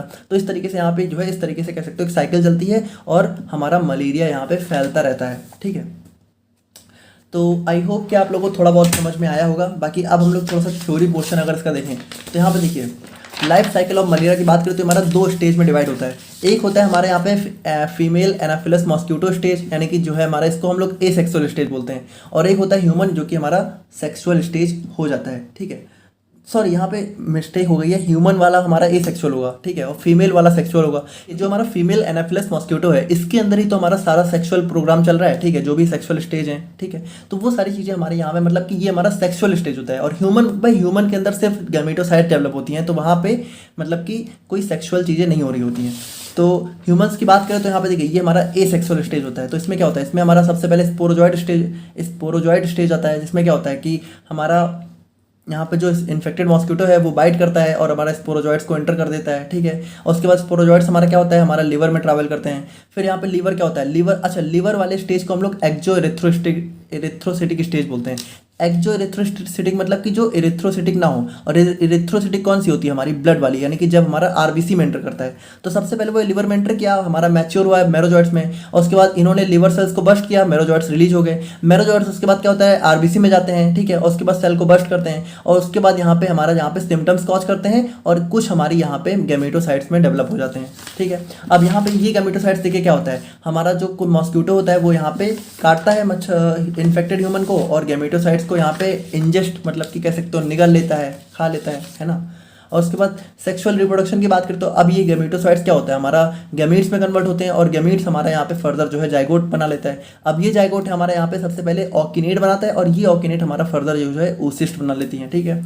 अब oocyst के अंदर क्या होता है? इस oocyst के अंदर हमारे स्पोरोजॉइट्स डेवलप होते हैं, और जब oocyst यहाँ पे बस्ट होता है, स्पोरोजॉइट्स यहाँ पे रिलीज हो जाते हैं, और हमारा यहाँ पे मॉस्किटो के सलाइवरी ग्लैंड्स में पहुँच जाते हैं, ठीक है। और यहाँ पे जब यहाँ पे मॉस्किटो हमारा ह्यूमन को बाइट करता है, तो ये स्पोरोजॉइट्स हमारा मच्छर से जो है ह्यूमन में जो है चले जाते हैं। तो कुछ इस तरीके से हमारा मलेरिया का साइकिल देखने को मिलता है। आई होप कि आप लोग यहाँ पे समझ गए होंगे। बाकी देखिए एग्जाम में कभी कभी आ जाता है तो थोड़ा सा इम्पोर्टेंट भी है। आई होप आप लोगों को समझ में आ रहा होगा। और अब हम लोग यहाँ पे बात करते हैं अपने यहाँ पे क्लासिफिकेशन ऑफ एंटी मलेरियल्स के बारे में। तो यहाँ पे देखिए आप लोग के ये क्लासिफिकेशन हम लोगों ने आप लोग के सिलेबस के अकॉर्डिंग कर रखा है, ठीक है। तो ये चीज़ आप लोग ध्यान रखिएगा। वैसे इसका क्लासिफिकेशन और अलग अलग टाइप से होता है, बट यहाँ पे हम लोगों ने सिलेबस के अकॉर्डिंग लिया है। तो सिलेबस में देखिए जो हमारा क्यूनोलोन्स है, ठीक है, तो क्यूनोलोन्स के अंदर हमारे यहाँ पे अच्छा देखिए सिलेबस में अगर हम लोग थोड़ा सा सिलेबस देखना चाहें तो आप लोग देखिएगा कि सिलेबस जो है हमारा डायरेक्टली जो है कुछ इस तरह से दे रखा है कि हमारे क्यूनोलोन्स दे रखी हैं हम आप लोग के सिलेबस में, क्यूनोलिन्स, ठीक है, सॉरी क्यूनोलिन्स दे रखी हैं, हमारा बाइगोनाइड्स और डाइहाइड्रोट्राइजीन्स और मिसलेनियस। अब देखिए वैसे तो आप लोग के सिलेबस में क्यूनोलिन्स डायरेक्टली दे रखी हैं, लेकिन ये जो हमारी ड्रग्स हैं ये भी हमारी क्यूनोलिन्स के अंदर भी कह सकते हो 4 अलग अलग क्लास में डिवाइड होती हैं। जैसे कि हमारा जो क्विनिन सल्फेट है, ठीक है, ये हमारा जो है कह सकते हो सिंकोना एल्कोलाइड्स में आता है। और फिर हमारा बाकी जो क्लोरक्विन है, एमाडिया क्विन है, ठीक है, और हमारा मेफ्लोक्विन है, ये हमारा जो है 4 अमीनो क्विनोलोन्स में आता है। फिर उसके बाद जो हमारा प्रीमाक्विन सल्फेट और पामाक्विन है ये हमारा 8 अमीनो क्विनोलोन्स में आता है। और बचा हुआ जो हमारा क्विनाक्रिन एचसीएल है ये हमारा 9 अमीनो एक्रीडीन्स में आता है, ठीक है। अब हालांकि ये जो हमारी क्लास है ये हमारी क्विनोलोन्स के अंदर आती भी नहीं है, मतलब ये ड्रग हमारी देखा जाए तो क्विनोलिन्स की ड्रग नहीं है। अच्छा यहाँ पे देखिए क्विनोलिन्स है, ये थोड़ा सा ध्यान रखिएगा क्योंकि यहाँ पे अभी आप लोग को आगे चल के क्विनोलोन्स के बारे में भी पढ़ना है, ठीक है। तो दोनों में कंफ्यूज मत होइएगा, कहीं कहीं यहाँ पे भी मिस्टेक हो गई है तो थोड़ा ध्यान रखिएगा। तो यहाँ पे देखिए ये सारी हमारी ड्रग्स हैं। अब यहाँ पे हमें सार भी पढ़ना है, इस क्विनोलिन्स का हमें सार भी पढ़ना है। और यहाँ पे इसके अंदर हमारी 2 स्टार ड्रग हैं, एक हमारी क्लोरक्विन, एक हमारी पामाक्विन। तो बस इस यूनिट 2 में यही 2 स्टार ड्रग हैं, मतलब एक और थी क्लोरमफेनिकॉल, तो इसको हम लोगों ने देख ही लिया। तो 3 स्टार ड्रग थी इस यूनिट 2 में टोटल। तो यहाँ पे हमें 2 स्टार ड्रग के बारे में पढ़ना है। तो ये हमारा क्विनोलिन्स होगा, ठीक है, क्विनोलिन्स होगा। क्विनोलिन्स के अंदर ये सारी ड्रग आ जाती हैं। उसके बाद बाइगोनाइड्स एंड डाइहाइड्रोट्राइजीन्स के अंदर ये सारी ड्रग आ जाती हैं। और मिसलेनियस के अंदर हमारे यहाँ पे ये सारी ड्रग्स आ जाती हैं। तो अब हम लोग यहाँ पे एक एक करके देखते हैं। सबसे पहले बात करते हैं अपनी हम लोग यहाँ पे क्विनोलिन्स के बारे में। तो बात करें हम लोग यहाँ पे अपने क्विनोलिन्स के बारे में, तो यहाँ पे देखिए क्विनोलिन्स हमारी यहाँ पे हमारा एक एल्कोलॉइड होता है क्विनिन, ठीक है, वहाँ से ड्राइव करी जाती हैं। और हमारा सिंकोना ट्री, भाई देखिए अब तो आप लोग को पता होना चाहिए सिंकोना ट्री, अल्कलॉइड, सब चीज़ें हम लोगों ने पढ़ी थी फार्माकोग्नोसी सिस्टम में, तो आई होप कि आप लोग को पता ही होगा। और ये हमारा क्विनिन हमारा first known anti malarial drug जो है थी। अब अगर हम लोग यहाँ पे क्विनोलिन्स की सार की बात करें तो यहाँ पे देखिए इसमें हमें जो है एक हमारी बेंजीन और एक हमारी पायरिडीन रिंग देखने को मिलती है, ठीक है। अब यहाँ पे इंपॉर्टेंट चीज़ क्या है, देखिए हम लोगों ने भी देखा था कि हमारे क्विनोलिन्स के अंदर जो है बहुत सारे अलग अलग टाइप थे। तो उन्हीं में एक टाइप था हमारा यहाँ पे 4 अमीनो क्विनोलोन्स और एक था हमारा 8 अमीनो क्विनोलोन्स, ठीक है। तो यहाँ पे देखिए इंपॉर्टेंट चीज़ क्या है ना कि ये दोनों, बस इन दोनों में डिफरेंस क्या होता है कि अगर मान लीजिए जो हमारा क्विनोलिन्स है इसकी 4th पोजीशन पे हमारा जो है नाइट्रोजन ग्रुप अटैच हो तो हम लोग इसको बोलते हैं 4 अमीनो क्विनोलिन्स। और अगर हमारा 8th पोजीशन पे हो तो हम लोग इसको बोलते हैं 8 अमीनो क्विनोलिन्स। तो यहाँ पे देखिए इसका सार भी हम लोग कुछ इस टाइप से डिस्कस करेंगे। देखिए आप लोग समझ रहे हो ना, क्विनोलिन्स के अंदर यहाँ पे हमारी बहुत सारी क्लास होती हैं। तो उसमें जो दो मेन क्लास है, एक है हमारी यहाँ पे देखिए आप लोग यहाँ पे देखिए एक मेन क्लास है, एक है हमारी 8 अमीनो क्विनोलिन्स और एक है हमारी 4 अमीनो क्विनोलिन्स। तो यहाँ पे देखिए जो हमारी 8 अमीनो क्विनोलिन्स है, ठीक है, 4 अमीनो क्विनोलिन्स है, तो ये बनती है जब हम लोग यहाँ पे अपने इस क्विनोलिन रिंग की 4th पोजीशन पे नाइट्रोजन ग्रुप अटैच करते हैं। और जो 8 अमीनो क्विनोलिन्स है वो तब बनती है जब हम लोग यहाँ पे इसकी 8th पोजीशन पे अटैच करते हैं। तो यहाँ पे इसके सार देखिए हम लोग समझना चाहें तो इसमें सार देखिए सबसे पहला सार इसका हो गया बेसिक क्विनोलिन कोर, यानी कि जो हमारा क्विनोलिन कोर हो गया।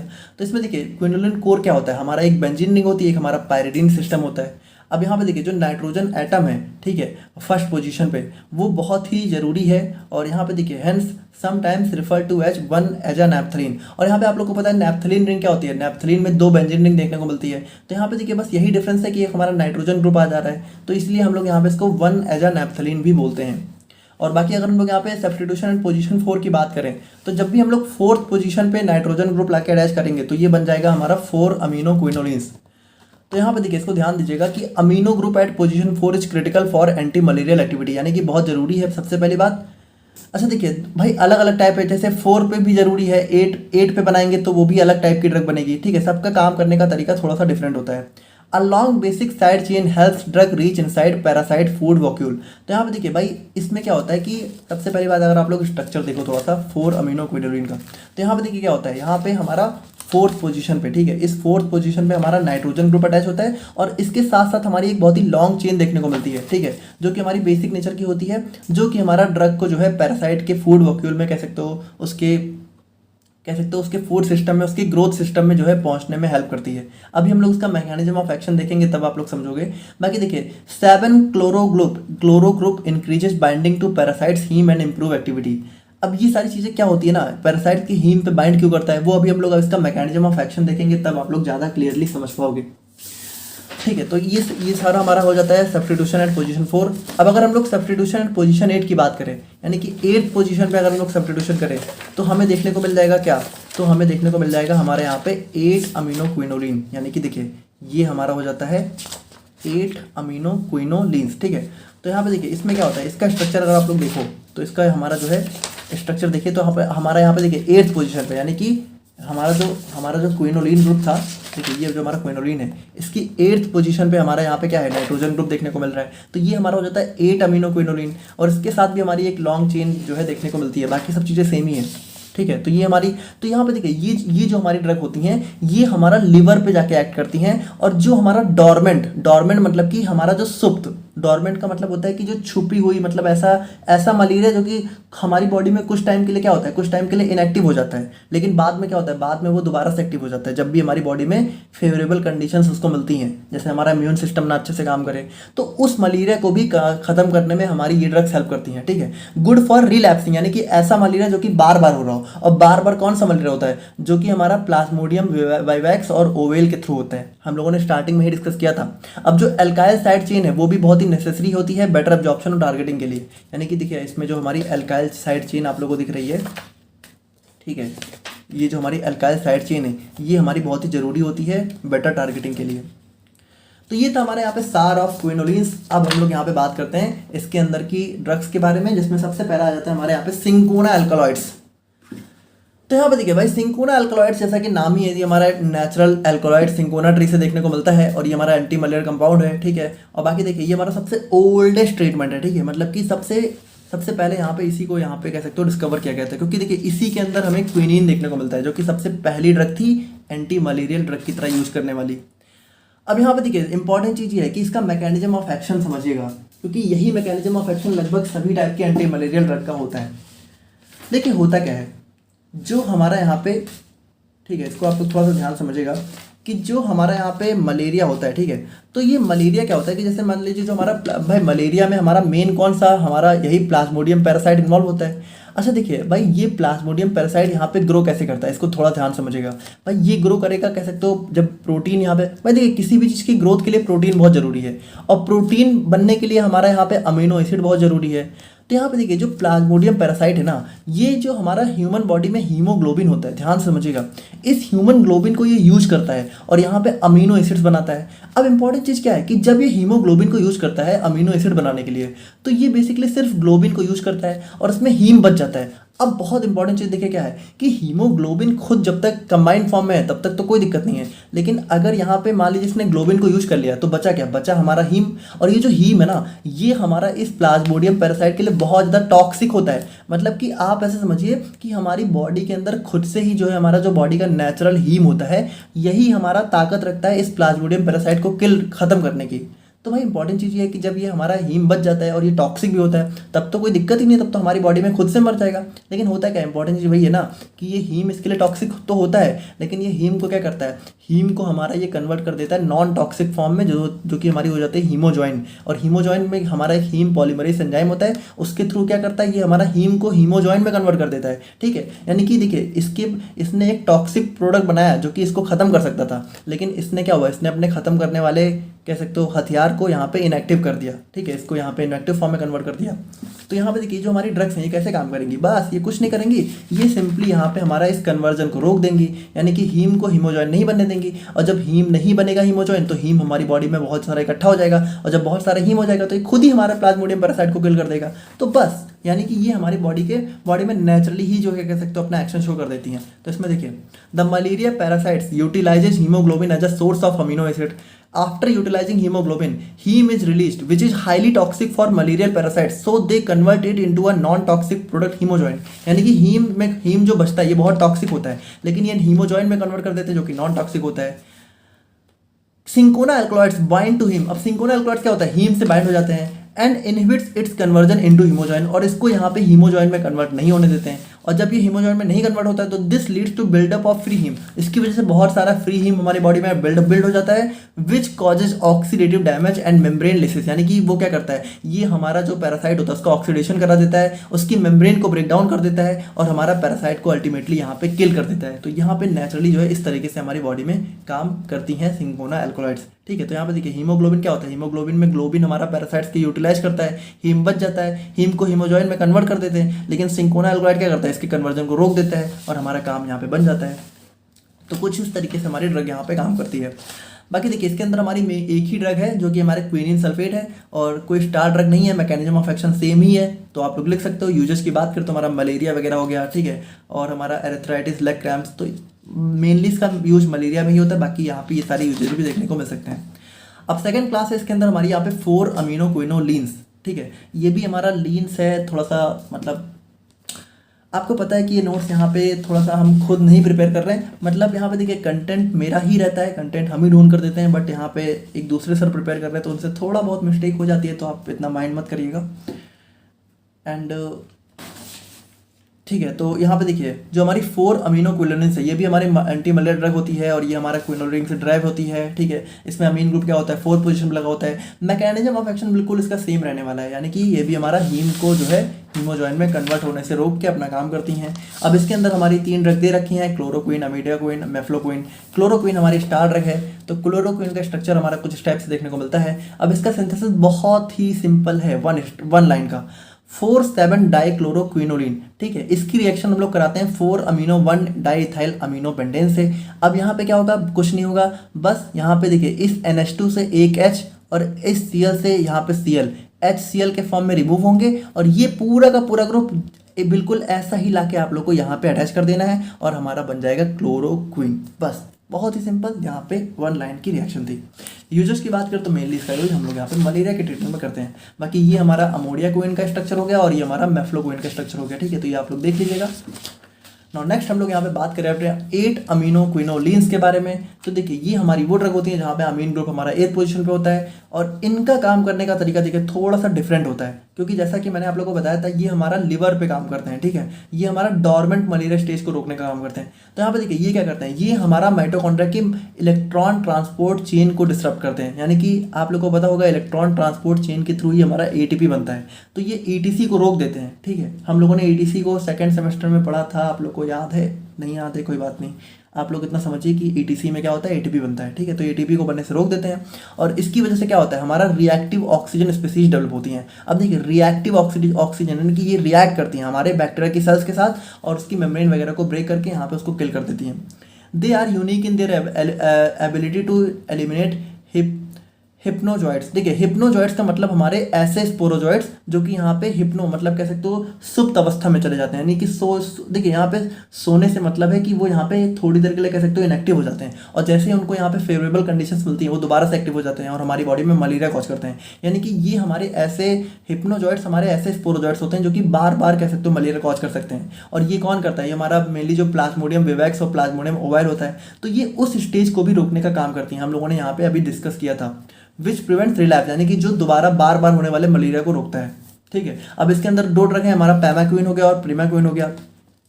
तो देखिए पैमाक्विन की बात करें तो पैमाक्विन का स्ट्रक्चर हमारा कुछ इस टाइप से देखने को मिलता है और इसकी भी सिंथेसिस हमें पढ़नी है और इसकी भी सिंथेसिस बिल्कुल हमारा बहुत ही सिंपल है. बस इसमें आप लोगों को क्या करना है कि हमारा यहाँ पे जो है 8 अमीनो 6 मेथॉक्सी क्विनोलिन ग्रुप है. इसमें यहाँ पे आप लोग को इस NH2, ठीक है, इस NH2 में आप लोग को यहाँ पे इसका NH2 ला के अटैच कर देना है और यहाँ पे देखिए भाई ये NH2 और यहाँ से एक हाइड्रोजन, ठीक है, या फिर मान के चलिए ये NH2 और यहाँ से इस NH2 से एक हाइड्रोजन NH3 के फॉर्म में रिमूव हो जाएगा और यहाँ पे बचा क्या है, बचा यहाँ पे NH. अब इस NH को आप लोग को डायरेक्टली यहाँ ला के अटैच कर देना है और पूरा का पूरा ग्रुप बिल्कुल ऐसा आप लोग को उठा के यहाँ पे अटैच कर देना है और हमारा बन जाता है पैमाक्विन. ठीक है, और इसका भी यूज हम लोग यहाँ पे मलेरिया वगैरह के ट्रीटमेंट में करते हैं. और प्रीमाक्विन फॉस्फेट की बात करें तो ये हमारा जो है सिंपल सा है, बाकी यहाँ पे इसका यूज मलेरिया निमोनिया में करते हैं. और फिर लास्ट हमारे इसके अंदर जो क्लास आ जाती है 9 अमीनो एक्रिडीन्स, ठीक है। तो 9 अमीनो एक्रिडीन्स वैसे देखा जाए ना तो ये हमारे क्विनोलिन्स के अंदर नहीं बिलोंग करती है, लेकिन फिर भी यहाँ पे इसके अंदर जो ड्रग है, जैसे इसके अंदर हमारे क्विनाक्रीन हाइड्रोक्लोराइड आती है, और ये देखिए ये आप लोग का सिलेबस में जो है क्विनोलिन्स के अंदर दे रखी है, हमारा क्विनाक्रीन हाइड्रोक्लोराइड आप लोग के सिलेबस में दे रखी है। तो वैसे ये हमारा क्विनोलिन्स के अंदर नहीं बिलोंग करती है। देखिए ऐसे पता नहीं मुझे एक तो ऐसी ड्रग्स मिली हैं जो है सिलेबस में जो कि पता नहीं बिलोंग ही नहीं करती, फिर भी सिलेबस में डाल रखी हैं। मतलब मुझे ऐसा नहीं बोलना चाहिए, बट आई डोंट नो कि सिलेबस बनाने वाले कैसे बना रहे हैं। तो खैर चलिए छोड़िए। 9 अमीनो एक्रिडीन्स की बात करें तो यहाँ पे देखिए भाई ये हमारी जो है कह सकते हो हमारा केमिकल कंपाउंड होता है जो कि एक्रिडीन से ड्राइव किया जाता है, और उसके अंदर हमारा एक अमीनो ग्रुप जो है 9th पोजीशन पे, यानी कि देखिए ये हमारा इसका स्ट्रक्चर होता है जिसमें हमारी ट्राईसाइक्लिक रिंग देखने को मिलती है, ठीक है। मतलब 3 साइक्लिक रिंग होती हैं और यहाँ पे 9th पोजीशन पे हमारा अमीन ग्रुप देखने को मिलता है। अब देखिए इनका काम करने का तरीका कैसे होता है भाई, देखिए आप लोग को यहाँ पे पता होना चाहिए कि जो हमारा यहाँ पे कह सकते हो हमारा जो डीएनए है, ठीक है। तो डीएनए देखिए थोड़ा सा आप लोग समझिएगा कि डीएनए का जब रेप्लिकेशन होता है, ठीक है, तो डीएनए रेप्लिकेशन से हमारे नए डीएनए बनते हैं, और डीएनए का जब ट्रांसक्रिप्शन होता है तो हमारा बनता है आरएनए, ठीक है, और आरएनए का जब ट्रांसलेशन होता है तब हमारा बनता है प्रोटीन। तो यहाँ पे देखिए ये जो हमारा अच्छा देखिए डीएनए रेप्लिकेशन में क्या होता है, डीएनए रेप्लिकेशन में हमारे कह सकते हो कुछ हमारे नाइट्रोजनस बेसेज होते हैं, ठीक है। तो उनके भी मतलब नाइट्रोजनस बेस के पेयर्स होते हैं, ठीक है, जो कि आपस में जुड़े होते हैं। मतलब यहाँ पे देखिए आप लोगों ने डीएनए का स्ट्रक्चर आप लोगों ने देखा कुछ इस टाइप से होता है, और इसके बीच में आप लोगों को कुछ ऐसा दिखता होगा, ठीक है। इतना डिटेल में हम लोग नहीं जा रहे हैं, अगर आप लोगों को पता है तो अच्छी बात है। तो ये जो आप लोगों को दिख रहा है ना, ये नाइट्रोजनस बेस होते हैं, नाइट्रोजनस बेस होते हैं। तो इनमें देखिए ये यहाँ पे इनकी पेयरिंग होती है, ठीक है, एक स्पेसिफिक पेयरिंग होती है। तो ये क्या होता है, ये जो हमारा 9 अमीनो एक्रिडीन्स हैं ये इनके बीच में जाके इंसर्ट हो जाते हैं, ठीक है, इनके बीच में जाके फंस जाते हैं, और इनके बीच में जाके जब फंस जाते हैं ना तो ये हमारा कह सकते हो इस पेयरिंग को डिस्टर्ब कर देते हैं, जिसकी वजह से डीएनए रेप्लिकेशन ब्लॉक हो जाता है। और जब डीएनए नहीं बनेगा तो डीएनए से आरएनए भी नहीं बनेगा, यानी कि आरएनए ट्रांसक्रिप्शन को भी रोक देंगे, और जब आरएनए नहीं बनेगा तो प्रोटीन नहीं बनेगा, और जब प्रोटीन ही नहीं बनेगा तो हमारा बैक्टीरिया की ग्रोथ रुक जाएगी, और यहाँ पे फर्दर जो है प्रोटीन वगैरह नहीं बना पाएंगे। तो कुछ इस तरीके से हमारा काम करता है। बाकी क्विनाक्रीन हाइड्रोक्लोराइड का ये हमारे स्ट्रक्चर हो गए, यूजेज हो गए। और अब हम लोग यहाँ पे बात करें अपने नेक्स्ट क्लास के बारे में, तो यहाँ पे देखिए नेक्स्ट क्लास आप लोग की दे रखी है बाइगुआनाइड्स एंड डाइहाइड्रोट्राइजीन्स। अब इसके अंदर 2 ड्रग है, साइक्लोगुआनिल पैमोमेट और प्रोगुआनिल। तो वैसे देखा जाए तो ना तो ये हमारा जो प्रोगुआनिल है, ठीक है, तो ये हमारा जो है अच्छा देखिए हम लोग थोड़ा समझते हैं। अच्छा देखिए बाइगुआनाइड्स अलग चीज़ है, डाइहाइड्रोट्राइजीन्स अलग चीज़ है, तो आप लोग थोड़ा समझिएगा। बाइगुआनाइड्स हमारे यहाँ पे ऐसे कंपाउंड होता है जिसके अंदर 2 ग्वानिडीन ग्रुप होते हैं। देखिए ये होता है हमारे यहाँ पे ग्वानिडीन ग्रुप जिसके अंदर 3 नाइट्रोजन ग्रुप होते हैं और एक हमारा कार्बन एटम होता है, और बाइगुआनिडीन मतलब जिसके अंदर हमारा 2 ग्वानिडीन ग्रुप आपस में लिंक हो जाते हैं। तो देखिए जब 2 आपस में लिंक होते हैं तो टोटल हमारा 5 नाइट्रोजन और 2 कार्बन ग्रुप देखने को मिलते हैं। तो यहाँ पे देखिए इसका स्ट्रक्चर अगर आप लोग देखो बाइगुआनिडीन का, तो इसके अंदर देखिए इसके अंदर 5 नाइट्रोजन 1 2 3 4 5 और 2 कार्बन ग्रुप देखने को मिलते हैं। तो ये हमारा बाइगुआनिडीन का स्ट्रक्चर होता है, ठीक है। और बाकी देखिए ये हमारा इसके अंदर जो ड्रग है मेनली तो वो हमारा प्रोगुआनिल है। और मैकेनिज्म ऑफ एक्शन की बात करें तो यहाँ पे देखिए अब देखिए ये सब चीज़ें ना अगर आप लोग को पता हो तो बहुत सिंपल है, नहीं पता हो तो अब देखिए हम लोगों ने यहाँ पे इसको जो है अगर आप लोग को याद हो तो जब हम लोग यहाँ पे अपनी मेडिसिनल में हम लोगों ने 5th सेम में पढ़ा था, ठीक है, तो वहाँ पे भी मैंने आप लोगों को बताया था, ठीक है। बट अब अगर याद हो तो अच्छी बात है कि हमारा जो फोलेट होता है, ठीक है, फॉलिक एसिड होता है, ये भी हमारा बहुत इंपॉर्टेंट रोल प्ले करता है हमारा यहाँ पे डीएनए को बनाने में। और फॉलिक एसिड को हम लोग फोलेट भी बोल सकते हैं, और इस फॉलिक एसिड को बनाने में हमारा डाइहाइड्रोफोलेट रिडक्टेज एंजाइम बहुत ही मेजर रोल प्ले करता है। तो यहाँ पे देखिए ये जो हमारे बाइगुआनाइड्स हैं ये हमारे इसी डाइहाइड्रोफोलेट रिडक्टेज एंजाइम को ब्लॉक कर देते हैं। और जब ये यहाँ पे नहीं अच्छा देखिए ये एंजाइम करता क्या है, ये एंजाइम हमारा डीएचएफ को टीएचएफ में कन्वर्ट करता है, यानी डाइहाइड्रोफोलेट को टेट्राहाइड्रोफोलेट में कन्वर्ट करता है, ठीक है, जो कि फर्दर हमारा जो है डीएनए वगैरह बनाने में हेल्प करता है। तो आप सिंपली समझिए कि जब हमारा यहाँ पे डीएचएफआर यहाँ पे रिड्यूस हो जाएगा, ठीक है, तो यहाँ पे ये सारी चीज़ें नहीं होंगी और हमारा यहाँ पे डीएनए अच्छे से नहीं बन पाएगा, ठीक है। तो यहाँ पे इस तरीके से क्या होता है कि हमारा यहाँ पे डीएनए वगैरह नहीं बनता है, और जब डीएनए ही नहीं बनेगा तो आरएनए नहीं बनेगा और हमारा प्रोटीन नहीं होगा, तो हमारा बैक्टीरिया की ग्रोथ यहाँ पे रुक जाएगी। अब इसके अंदर जो मेन ड्रग है वो हमारी प्रोगुआनिल है, और यहाँ पे ये हमारे इसके स्ट्रक्चर और यूजेज वगैरह हो जाते हैं। अच्छा जो नेक्स्ट क्लास है वो हमारी है डाइहाइड्रोट्राइजीन्स। अब देखिए इन दोनों को साथ में क्यों जोड़ा गया है, तो ये अभी आप लोग समझ जाओगे। देखिए डाइहाइड्रोट्राइजीन्स की बात करें तो यहाँ पे देखिए ये इसके अंदर हमारी यहाँ पे इसके अंदर हमारी यहाँ पे जो है कह सकते हो 6 मेंबर यानी कि 6 रिंग देखने को मिलती है, यानी टोटल हमारी 6 रिंग होती है, ठीक है। और इसका एग्जांपल हो गया हमारा साइक्लोगुआनिल पॉमेट। इंपॉर्टेंट चीज़ क्या है कि जो आप लोगों ने अभी प्रोगुआनिल देखी ना, ये हमारी यहाँ पे प्रोड्रग होती है, मतलब कि ये हमारी प्रोड्रग होती है और इसका एक्टिव फॉर्म होता है हमारे यहाँ पे साइक्लोगुआनिल पॉमेट, और इसीलिए आप लोग को डाइहाइड्रोट्राइजीन्स और हमारे यहाँ पे बाइगोनेट साथ में दिया गया है, ठीक है। तो यहाँ पे वही चीज़ है कि मतलब देखिए यहाँ पे ट्राइजीन्स रिंग का मतलब ये होता है हमारे यहाँ पे 3 नाइट्रोजन एटम की रिंग, ठीक है। इसमें 3 नाइट्रोजन एटम देखने को मिलते हैं और वही चीज़ें, बाकी इसमें कुछ खास नहीं था। और अब हम लोग बात करें अपने मिसलेनियस ड्रग्स के बारे में। तो मिसलेनियस में देखिए हमारी मिसलेनियस में यहाँ पे अगर आप लोग देखो तो हमारी 4 ड्रग दे रखी है, पायरीमेथामीन, एल्टिसोनेट।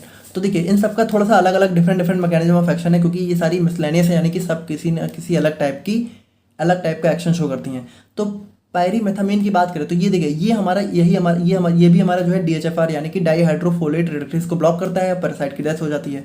अब इसका यूज हम लोग यहाँ पे इम्यूनोसप्रेसिव मलेरिया वगैरह में करते हैं, ठीक है। इसका स्ट्रक्चर वगैरह हो गया, देखिए ये सब एग्जाम में नहीं आता है, बट आप लोग पढ़ सकते हो अपनी नॉलेज के लिए।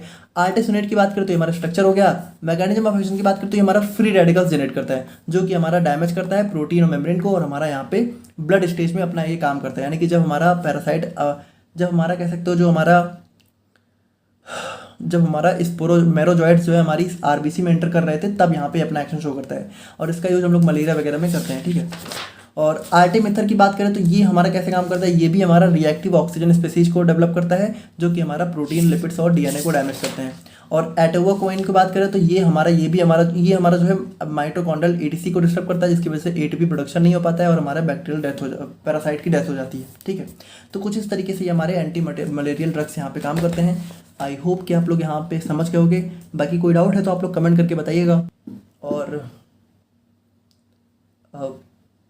बाकी कुछ भी हो तो आप लोग मुझे कमेंट में बोल सकते हो। Thank you so much.